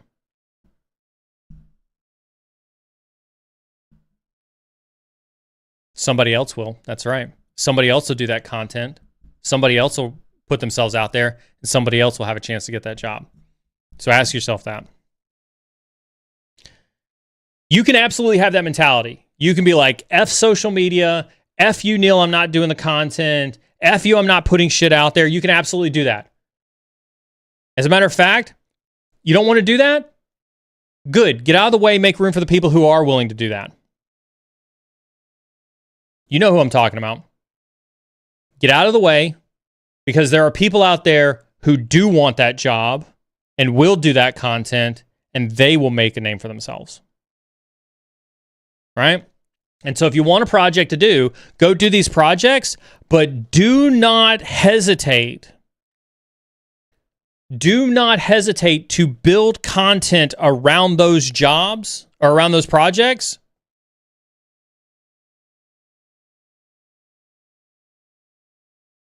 So that people can see that you're doing awesome work.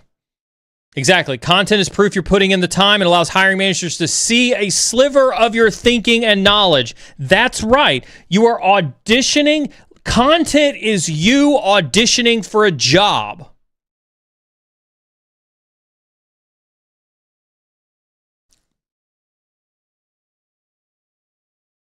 And if nobody else is auditioning for the job and you are, who do you think hiring managers are going to gravitate towards? They're going to gravitate towards the people that they can see without having to interview. So to all the people who say, F you, Neal, I'm not doing content, fine, get out of the way. Everybody else will do content.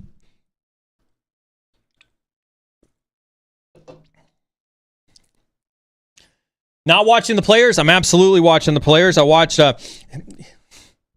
I had every TV in this house turned on to the players yesterday, so that no matter what room I was in, whether I was in my office, whether I was in the golf simulator, or whether I was downstairs for lunch, I had the players on in the background. So who am I rooting for? If we're talking about on DraftKings, I've got 20 on Rory and 20 on Ludwig. I will always bet on Rory because Rory's my dude. Like I've got a man crush on Rory McIlroy. If you ask me anybody I'd want to have like a golf round with, it would be Rory McIlroy. If I could take every bit of golf knowledge that was in his head and transpose it into mine and swing like he swings, I'd be so happy. I'd be so happy. He is definitely like, I will always bet on Rory.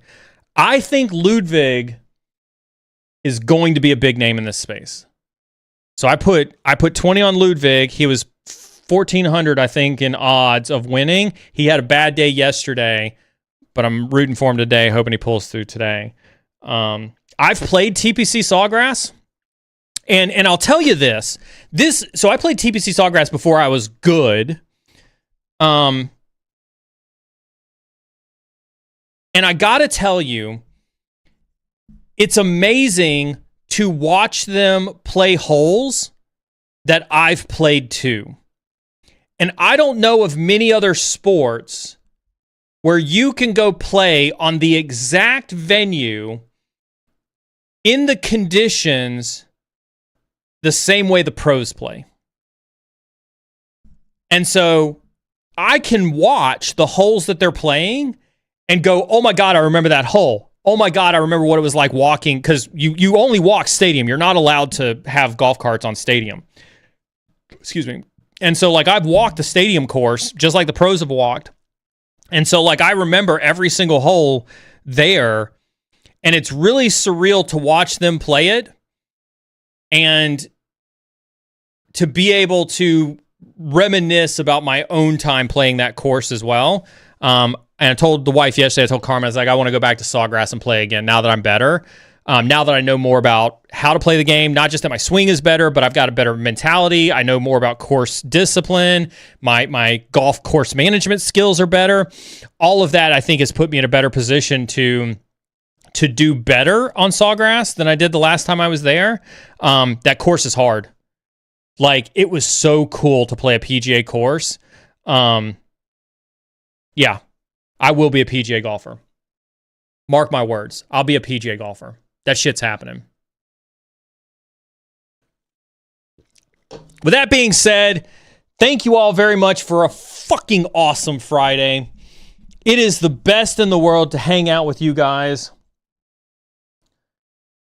for 2 hours straight. You guys are my favorite. Next week's a huge week. We got Sec Data Ops on Thursday with John Rao. Make sure you tune in on Thursday to hang out with me and John for Sec Data Ops. Friday, we'll have Tea with a Hacker. There's a giveaway going now till Monday. So if you hear this stream now, if it gets talked about in Discord tonight, if you're catching it on the VOD, there is a giveaway going in Discord. Make sure you are in Discord in the giveaways channel to participate in it. Make sure you do. If you have a subscription now, whether you were gifted it or not, you have an entry fee into Discord tonight with Chris Pogue. If you think my knowledge is awesome, you have to be in there tonight with Chris Pogue. Get one-on-one time with Chris Pogue in Discord tonight. Let me know how it goes in the community feedback. We love feedback. If you've got feedback on this stream or any other stream we've got, make sure you drop it into community feedback and let us know how we're doing. Remember, any and all subscription fees and everything else go directly into providing giveaways for the channel. Y'all stay awesome. I absolutely love every single one of you. You guys are the best thing to ever happen to me in my streaming career. Wouldn't trade it for the entire world. And so long as there's breath in my lungs and the PGA hasn't called me up to come play on the Masters, I will stay here and stream for you guys. Whether you're on the red side or the blue side or still deciding, keep learning. Stay awesome, and I'll see you next week.